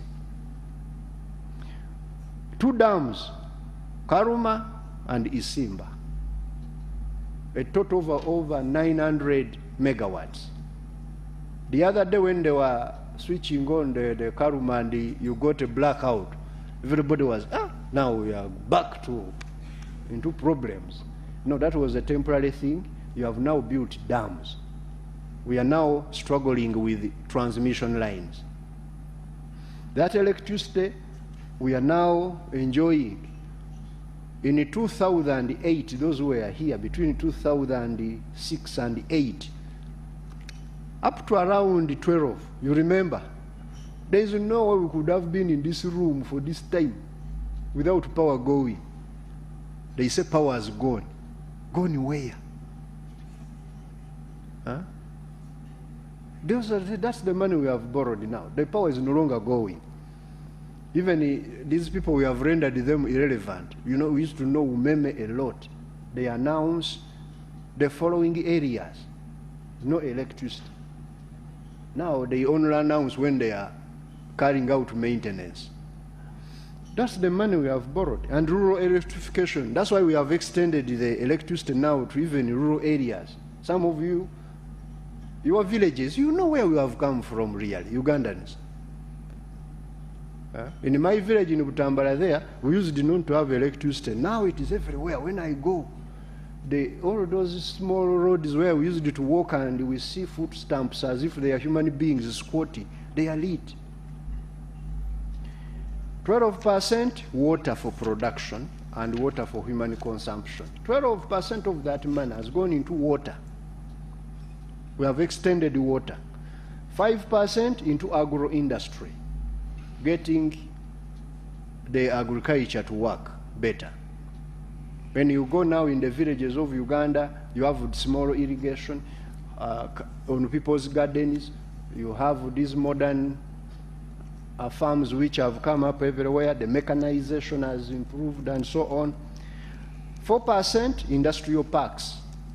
The infrastructure there, we are building industrial parks plus the backbone infrastructure. Internet.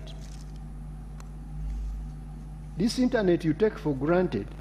We borrowed some money to build the backbone infrastructure. Now we use the internet to report the debt problem. Everybody is tweeting. The debt is too much, we are not seeing the money. That internet you are using is part of the money. And we have to pay back, and we are paying. Extra. So our strategy therefore now is to keep the debt as it is, sustainable. And here we have 5 things we are doing. Concessional. We are leveraging the concessional debt because it is available to us. Revenue collection we have talked about. Expenditure control, disallocative efficiency. Budgetary purposing is real. If you want to know, ask government people, they will tell you. Government people will tell you. Boosting exports so that we can earn more foreign exchange. One way of avoiding a debt problem, debt distress, because we want those strong words, debt distress, is export earning.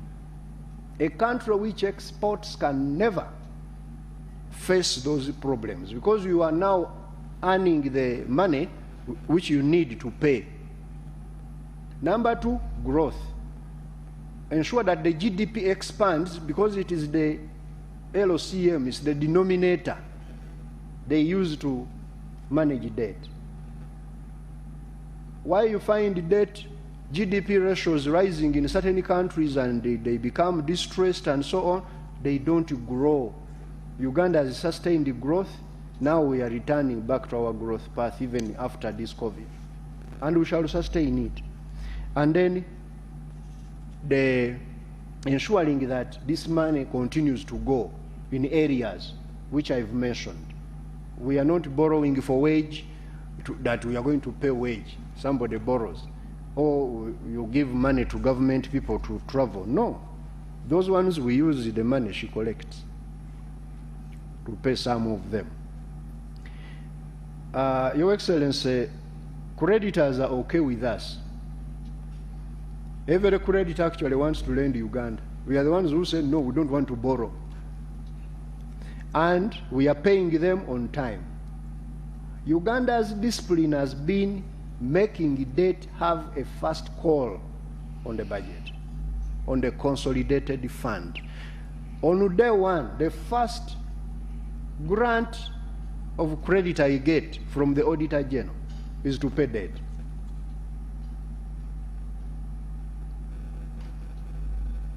Number two, because of that, therefore, the cost at which we borrow is relatively lower. Even commercial debt in Uganda, some of our neighbors have been borrowing at 11% on a dollar. Am I saying a lie? 11% on a dollar. That's that slight shock we got of foreign exchange rate rising between January and May was because one of our neighbors borrowed money on a dollar, on a euro, 11.7%. So some of the investors of Mumba, they picked their dollars and they went to buy the other one, because for us we don't borrow at those crazy rates. We cancelled borrowing this year of $414 million, which we had projected, because they wanted to lend us at a relatively higher rate in our view of about 8-point-something%. We said, no, we are not borrowing at that rate. We only borrow on such rates when it's a very good commercial project. So there is no need, therefore, to engage creditors. We are very okay with them. We are actually the second best debtors in the region to creditors. If you want to confirm, ask them in private. So there is no need to engage them. And by the way, all of those words, engaging creditors, they are very dangerous, because these creditors now, once they hear somebody is in the situation of engaging, like it's like you have lent somebody money and is calling you. Can we engage? We need to be very careful with these words we talk about. I really want us Ugandans to be very careful and purposeful. Therefore, as I conclude with this, Sarah,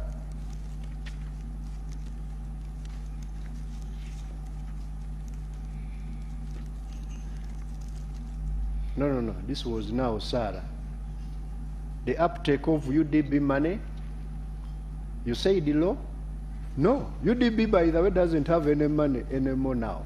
That's why I'm looking for capital for them very badly, to get more money for them to lend. They have a pipeline, a huge pipeline of about 1.5 trillion of people waiting for money. They qualify, but it has lent out all the money. Why? Because they have sorted out most of the issues. The turnaround time now is 45 days. If you have all your papers correct and ready, UDB will give you the money in 45 days. If they don't, and you have all your papers, please come quietly to me and you tell me, because this is what I have. What is the average turnaround time in the region? 75 days. Most of these development banks in the region, they take 70, UDB now 45. That's why they won an award as the best in the region.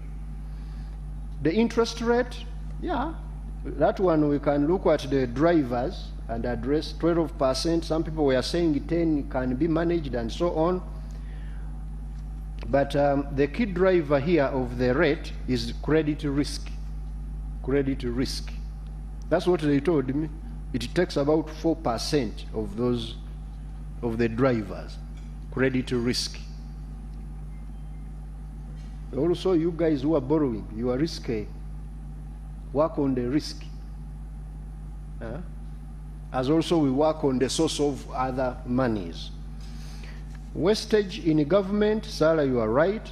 Government is supposed to give you the confidence as private sector that the money you give us through URA is being put to the right use. And here we are really having this problem of corruption in government.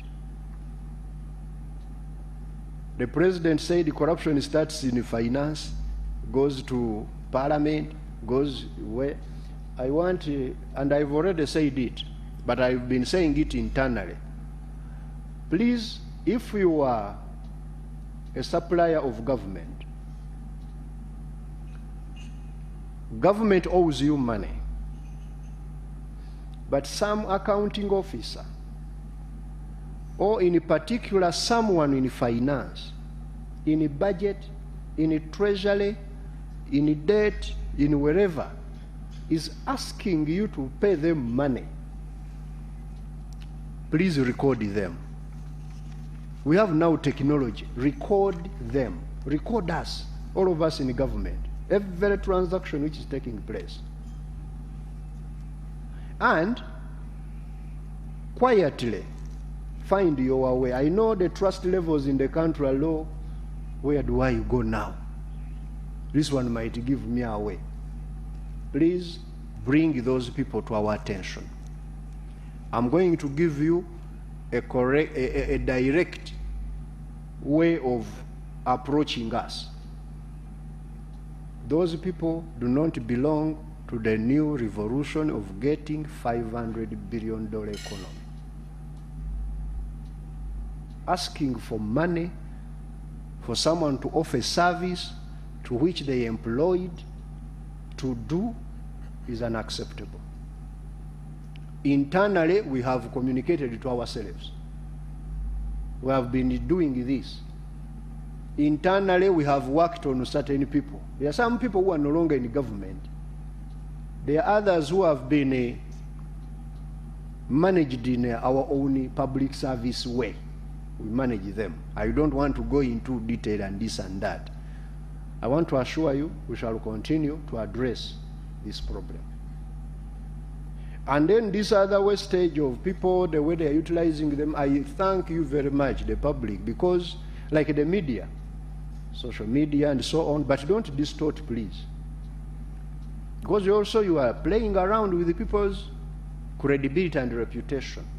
And that's all human beings have. I always tell people that our credibility and reliability and reputation, they are like a toothpaste.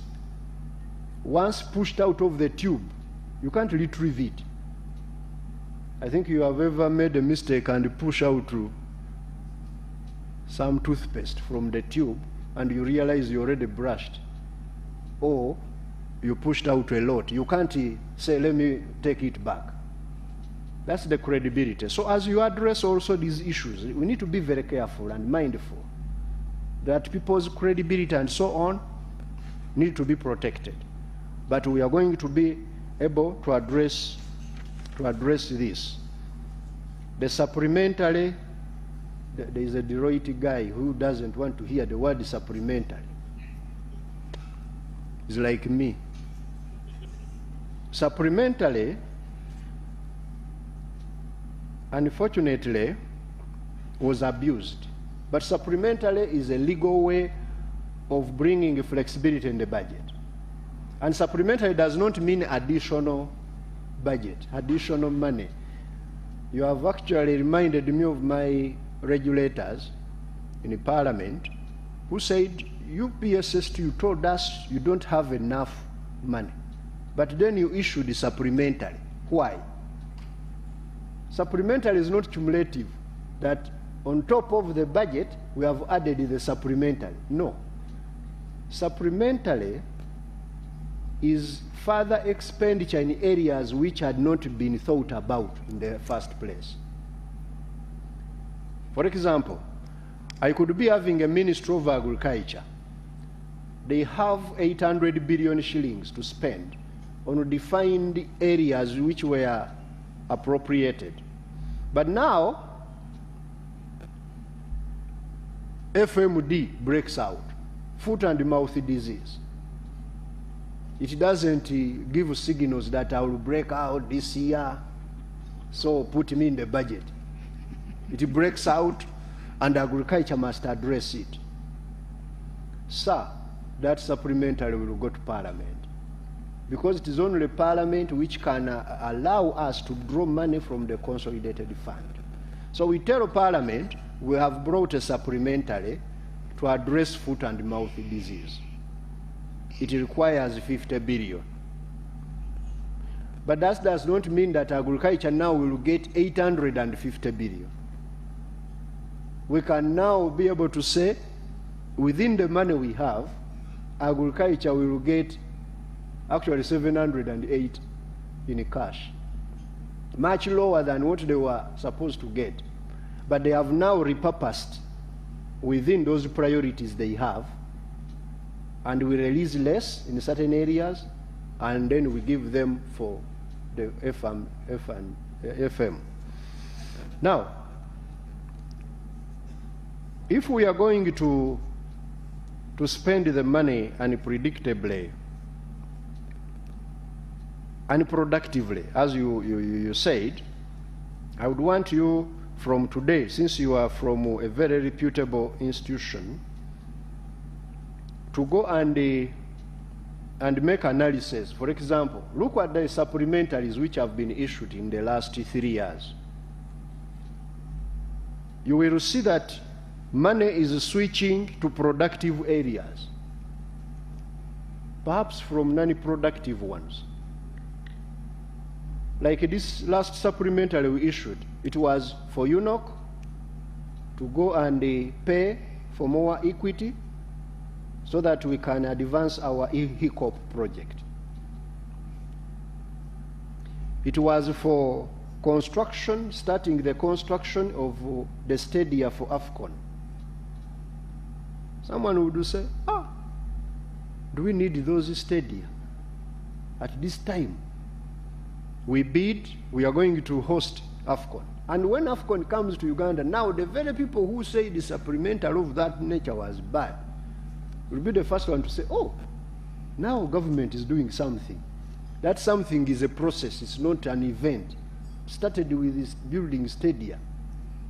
I remember here when we were giving money to Sudiru to build the conference center, the Ugandans were about to kill someone. Wastage of our money, you are donating it. Now, when eventually NAM came, and I saw people with the selfies, and some of them, I don't want to say some things, but the ones who were saying that is wastage of money, including some of the leaders who are supposed to be supporting. So sometimes these are some of the things we put in there. Somebody may say, didn't you think about them? Some of them we could have thought about them at the beginning, but we didn't have fiscal space. Let me tell you, friends, economy is like an aircraft. When they are loading an aircraft, the protocols show them that you should load up to this weight. Now, if you're a passenger and you come with luggage which has more weight than what the plane can carry, they tell you this luggage, you can't take it. You can't say, you know, you people, let me give you more money, put it there. They tell you no, sir, because they know they will crash as they take off. Economy is like that. There is something we call a fiscal space. Once we have used it up in the economy, however good something is, we first park it. But as the economy moves during the year, some things drop off, fiscal space is created. Some of those, sometimes we bring them in supplementary. They were so critical, we knew them at the beginning, we didn't have fiscal space for them. Now we create some fiscal space, maybe a project we thought we were going to implement, we have dropped it off because negotiations have stalled. Then I say, utilize that fiscal space.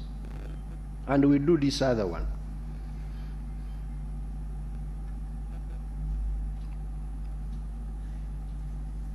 You said there is too much money I am not aware of moving around.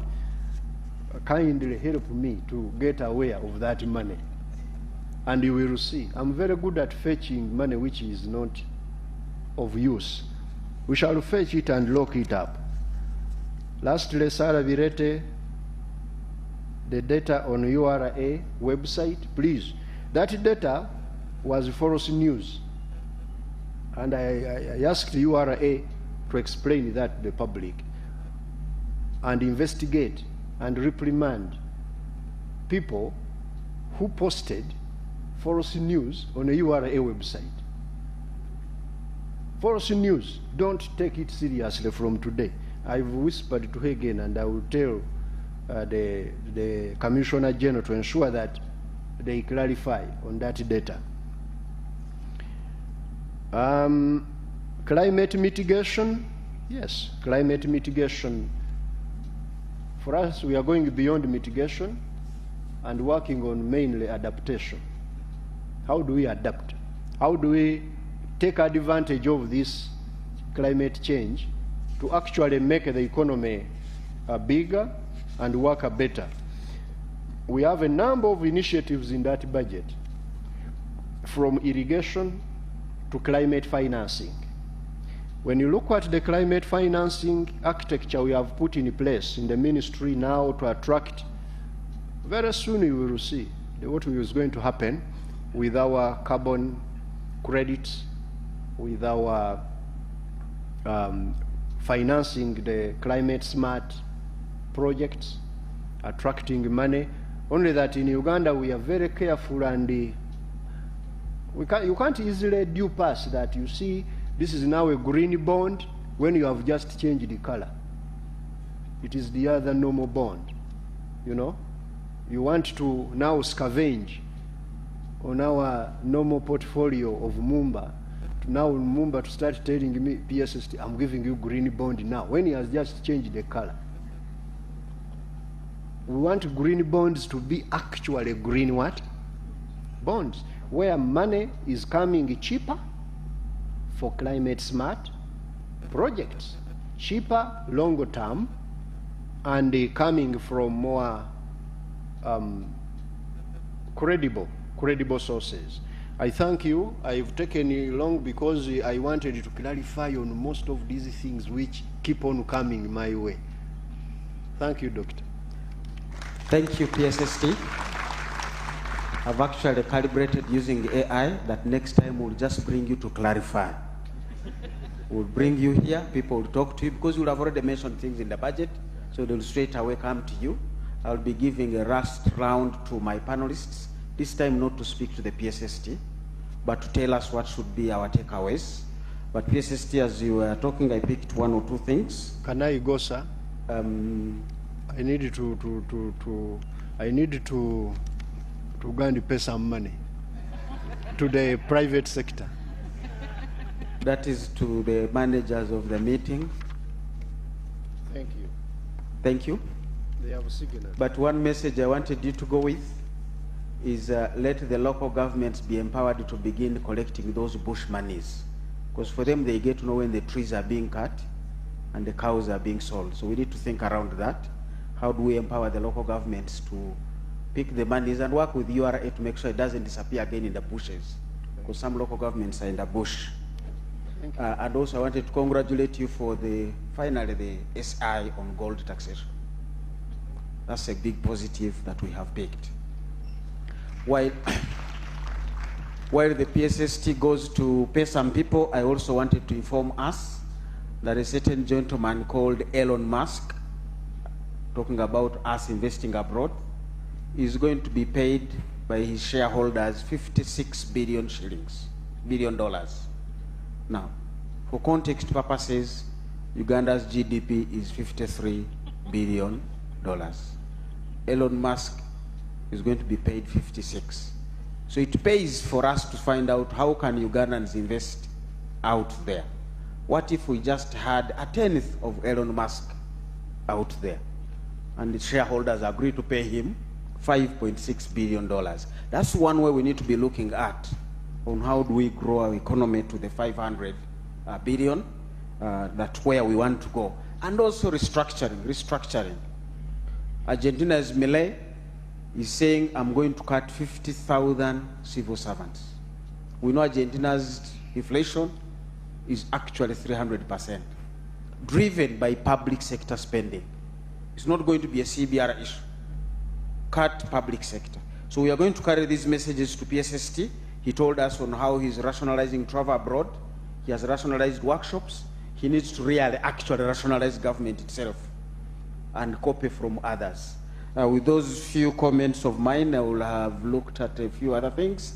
I want to get to the panelists, unless somebody has really a burning thing. I want the panelists to speak to us as we wind up this. We are already 30 minutes extra into the time we asked you to give us. We are grateful that you have allowed to stay with us longer than we had actually bidded. So, panelists, please, let's take a minute to give our parting shot as we get to close out this. Let me again start from the extreme end, and then I'll get to Patronella, and then I'll get to Sarah. There are many Sarahs today in the meeting. Then Michael. Thank you very much, Dr. Fred, and the viewers. As you have realized, a few years ago, and this is credit to the civil society, the civil society had done a wonderful job of engaging government, and the private sector had been left behind. We were not doing a good job. But what we want to assure you that if we want to get involved, get results from government, the only way we can do that is constant engagement with government. And we promise you at Uganda Manufacturers Association that we are doing that not just on a quarterly basis, but as much as we can. As we speak, our colleague from URA will inform you that we have quarterly meetings with URA to ensure that your issues of taxation are sorted out. I can report, moderator, that we have just had a duty remission workshop this Wednesday at Uganda Manufacturers Association, and a resensitization about IFRIS for the last 3 Wednesdays. We do the same with UNBS, we do the same with the ministries, and yes, once every half year, we go to the highest of offices to ensure that whatever we negotiate for is also reaching his ear. The reason why we do this is for the sole purpose of increasing production for the nation. If we do not, Doctor, you're making us look very bad. If the whole country is 50 and one human being is 56 billion, we have yet a lot of work to do. So one of the things we are also pushing for is ensuring that we get aggregation for production and aggregation for export as we grow the economy from bottom up and outwards. We have no choice but to do that. One other mission that we also have is ensure that the issues the PSST has mentioned on financing, on infrastructure, on electricity, everything that has to do with cost of production, we will sit down, we will knock on every other door to ensure that those things are done. I'll close with this one element. We have issues around this element called digital conformity mark. And for the colleagues on the other side, we are still going to go and negotiate. We still don't understand. Madam Commissioner, I want to announce it here. I would have announced it if the PSST was here, that this last financial year, we have lost over 40 industries, not necessarily because of taxation, but the economy is not working well, especially these things that we are innovating around. We are innovating. We're very good at innovations. Now we have innovated this thing called the digital conformity mark, and every small thing that we're going to produce in Vaseline, 21 shillings.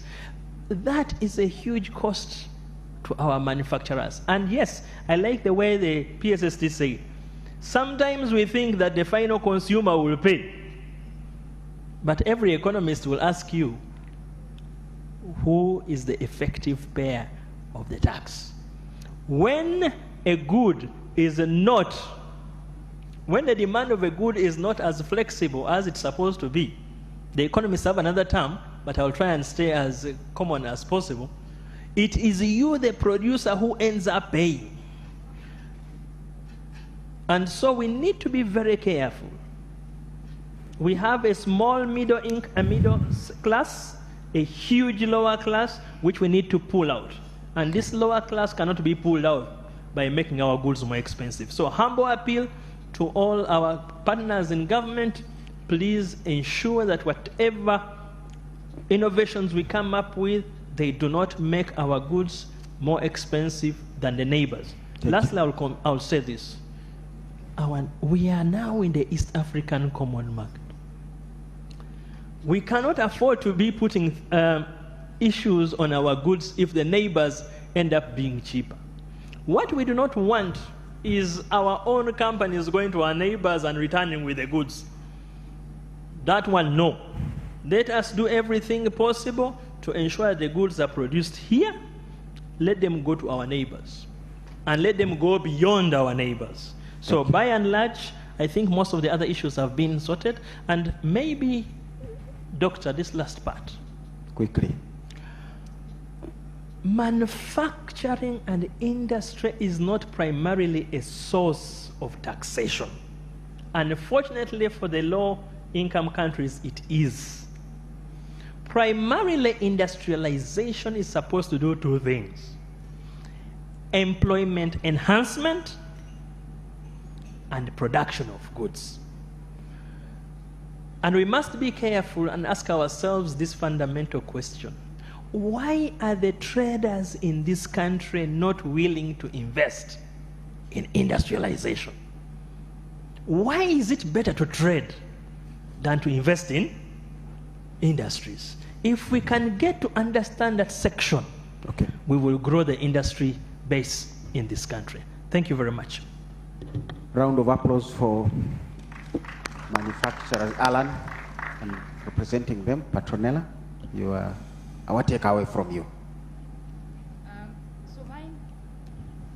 So mine is simply that for most of us, we understand the phrase when someone says we need to talk, whether that's an employer, whether that's a partner, we know it's serious.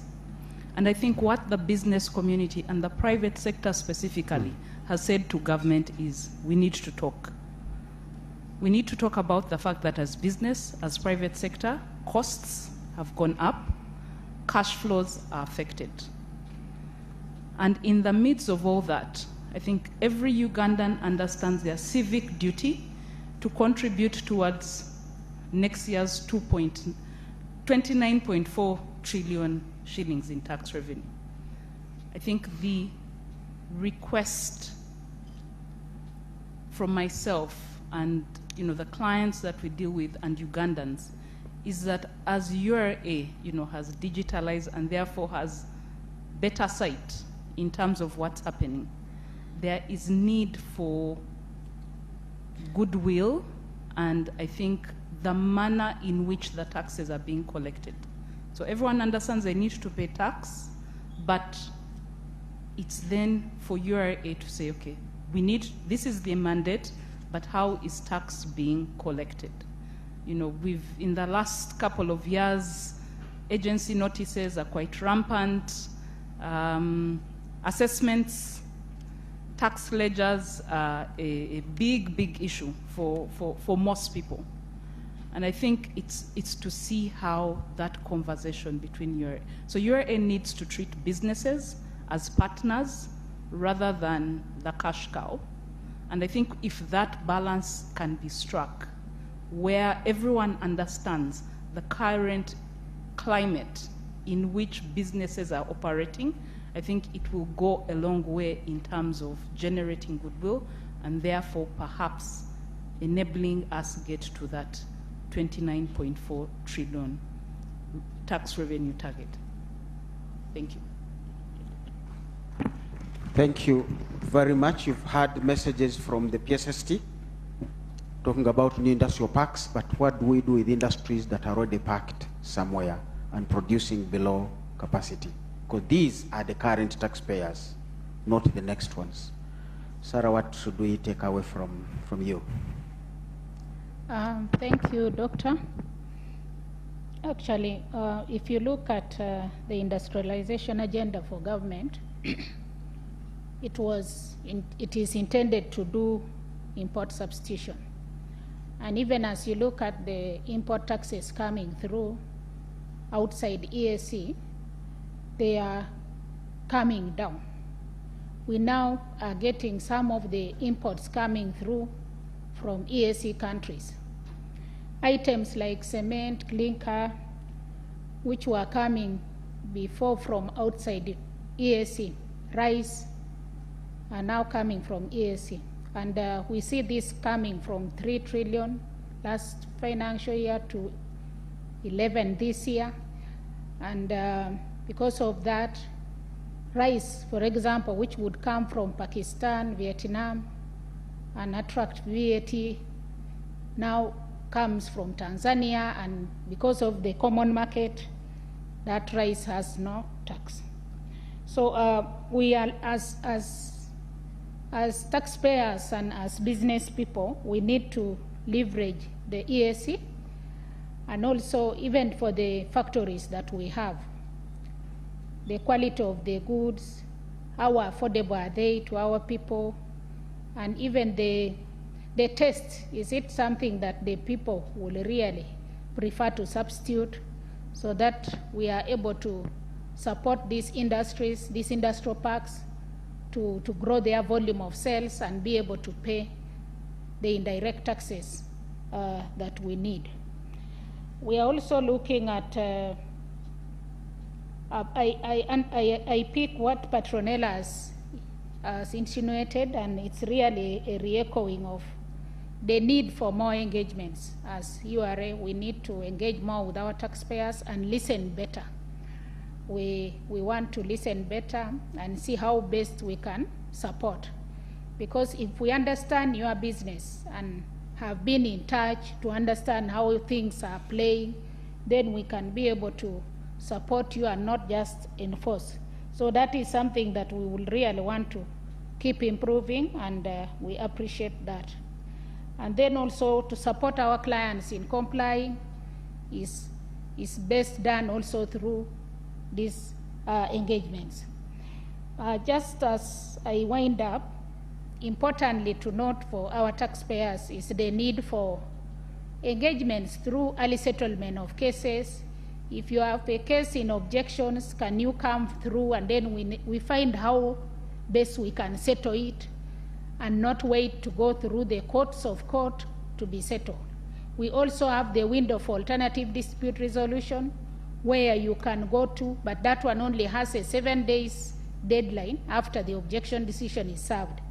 Many taxpayers miss out on that, but if you have sound reasons for missing, we can also reconsider the 7 days. But again, ADR only handles matters of fact. If the assessment is coming out of a tax investigation audit, fraudulent activity, tax crime, we don't listen at ADR. Early settlement of court cases, again, is also important. You can choose to do that. It saves you time, saves you on other costs that you incur on litigation. So we are here really to support, and lastly, to encourage all of you to take advantage of the waiver under Section 40E of the Tax Procedures Code Act, as this will save you on costs of penalty and interest, and ultimately save you on the tax cost. Thank you so much, Doctor, and thank you, listeners, for listening to us and for giving us this opportunity, NTV and the partners, Absa and Deloitte. Thank you so much for supporting this event. I submit, Doctor. Thank you, Sarah. And I think PSST has given me and you an assignment. Let's see how we get back to him early enough in the year so that this can inform the further processes. It's about conversations. Michael, what should we take away from you? Thank you very much, Doctor and colleagues. Thank you very much to all our guests who have stayed behind and those who are online. I think for me the takeaway is this is like an investment where there is hope. Part of the hope is the fact that we hope to see that first oil flow in a few years, and there's a lot to be done. It calls for investment, it calls for growing that extra mile, just assessing where the whole debt discussion is coming from. So we find ourselves to be part of the contribution towards this investment. And for me, as a reflection, it calls for compliance. As a business, it calls for greater governance. And I like the discussions of let's talk. Even as you're talking to the regulators, URA, I think it's important that you talk to the bank.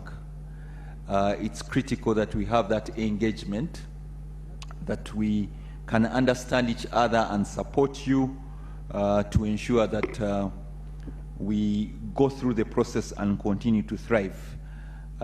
For me, looking at this and the areas bit means that we need to have candid engagements to try and ensure that we support each other as we go through.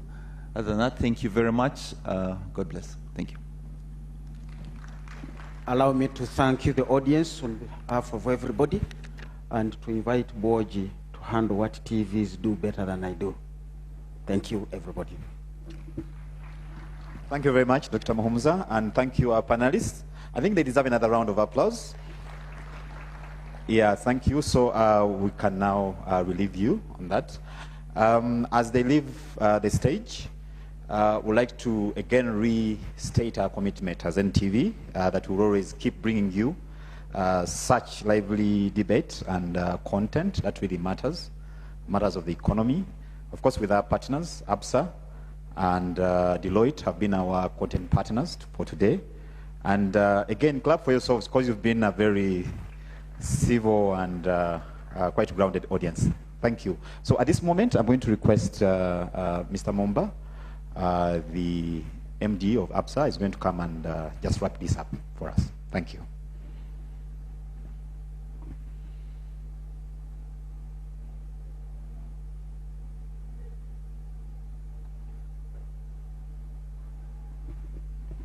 Thank you very much, Sam, and distinguished colleagues.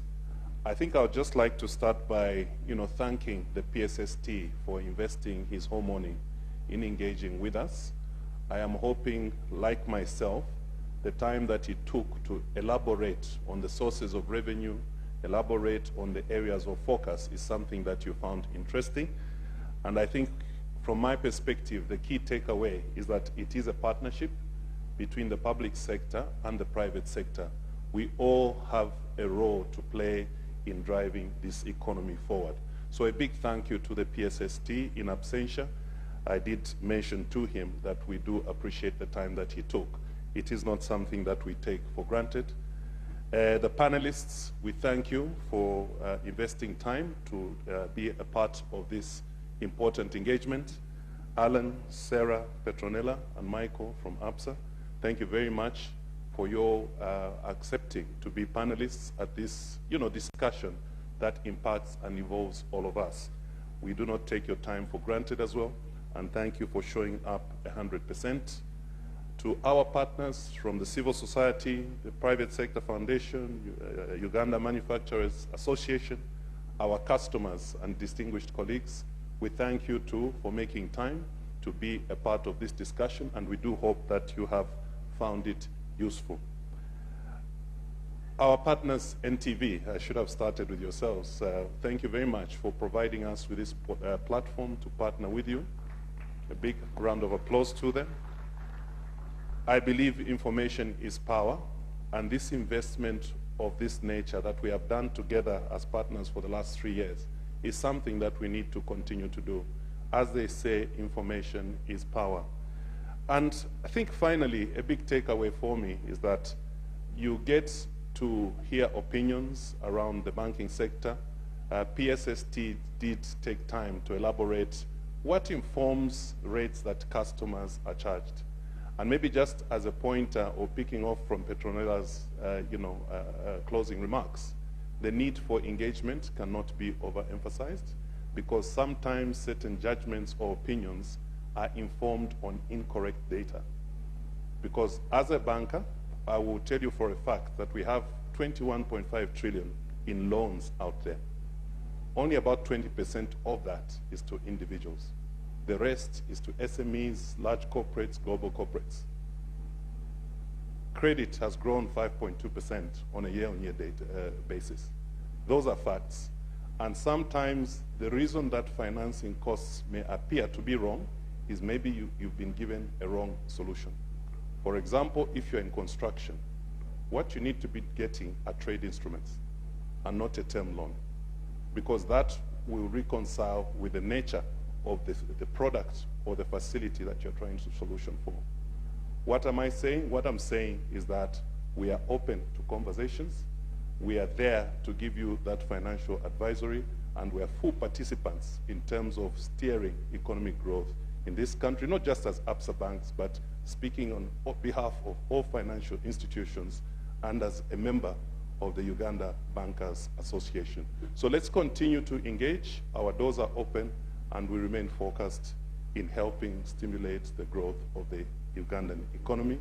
And I conclude by saying, as a demonstration of your story mattering, we will continue to partner with our colleagues NTV to ensure that there is adequate dissemination of information regarding the growth projections and growth prospects of our beautiful country, Uganda. I thank you very much for enduring or sacrificing your Friday morning.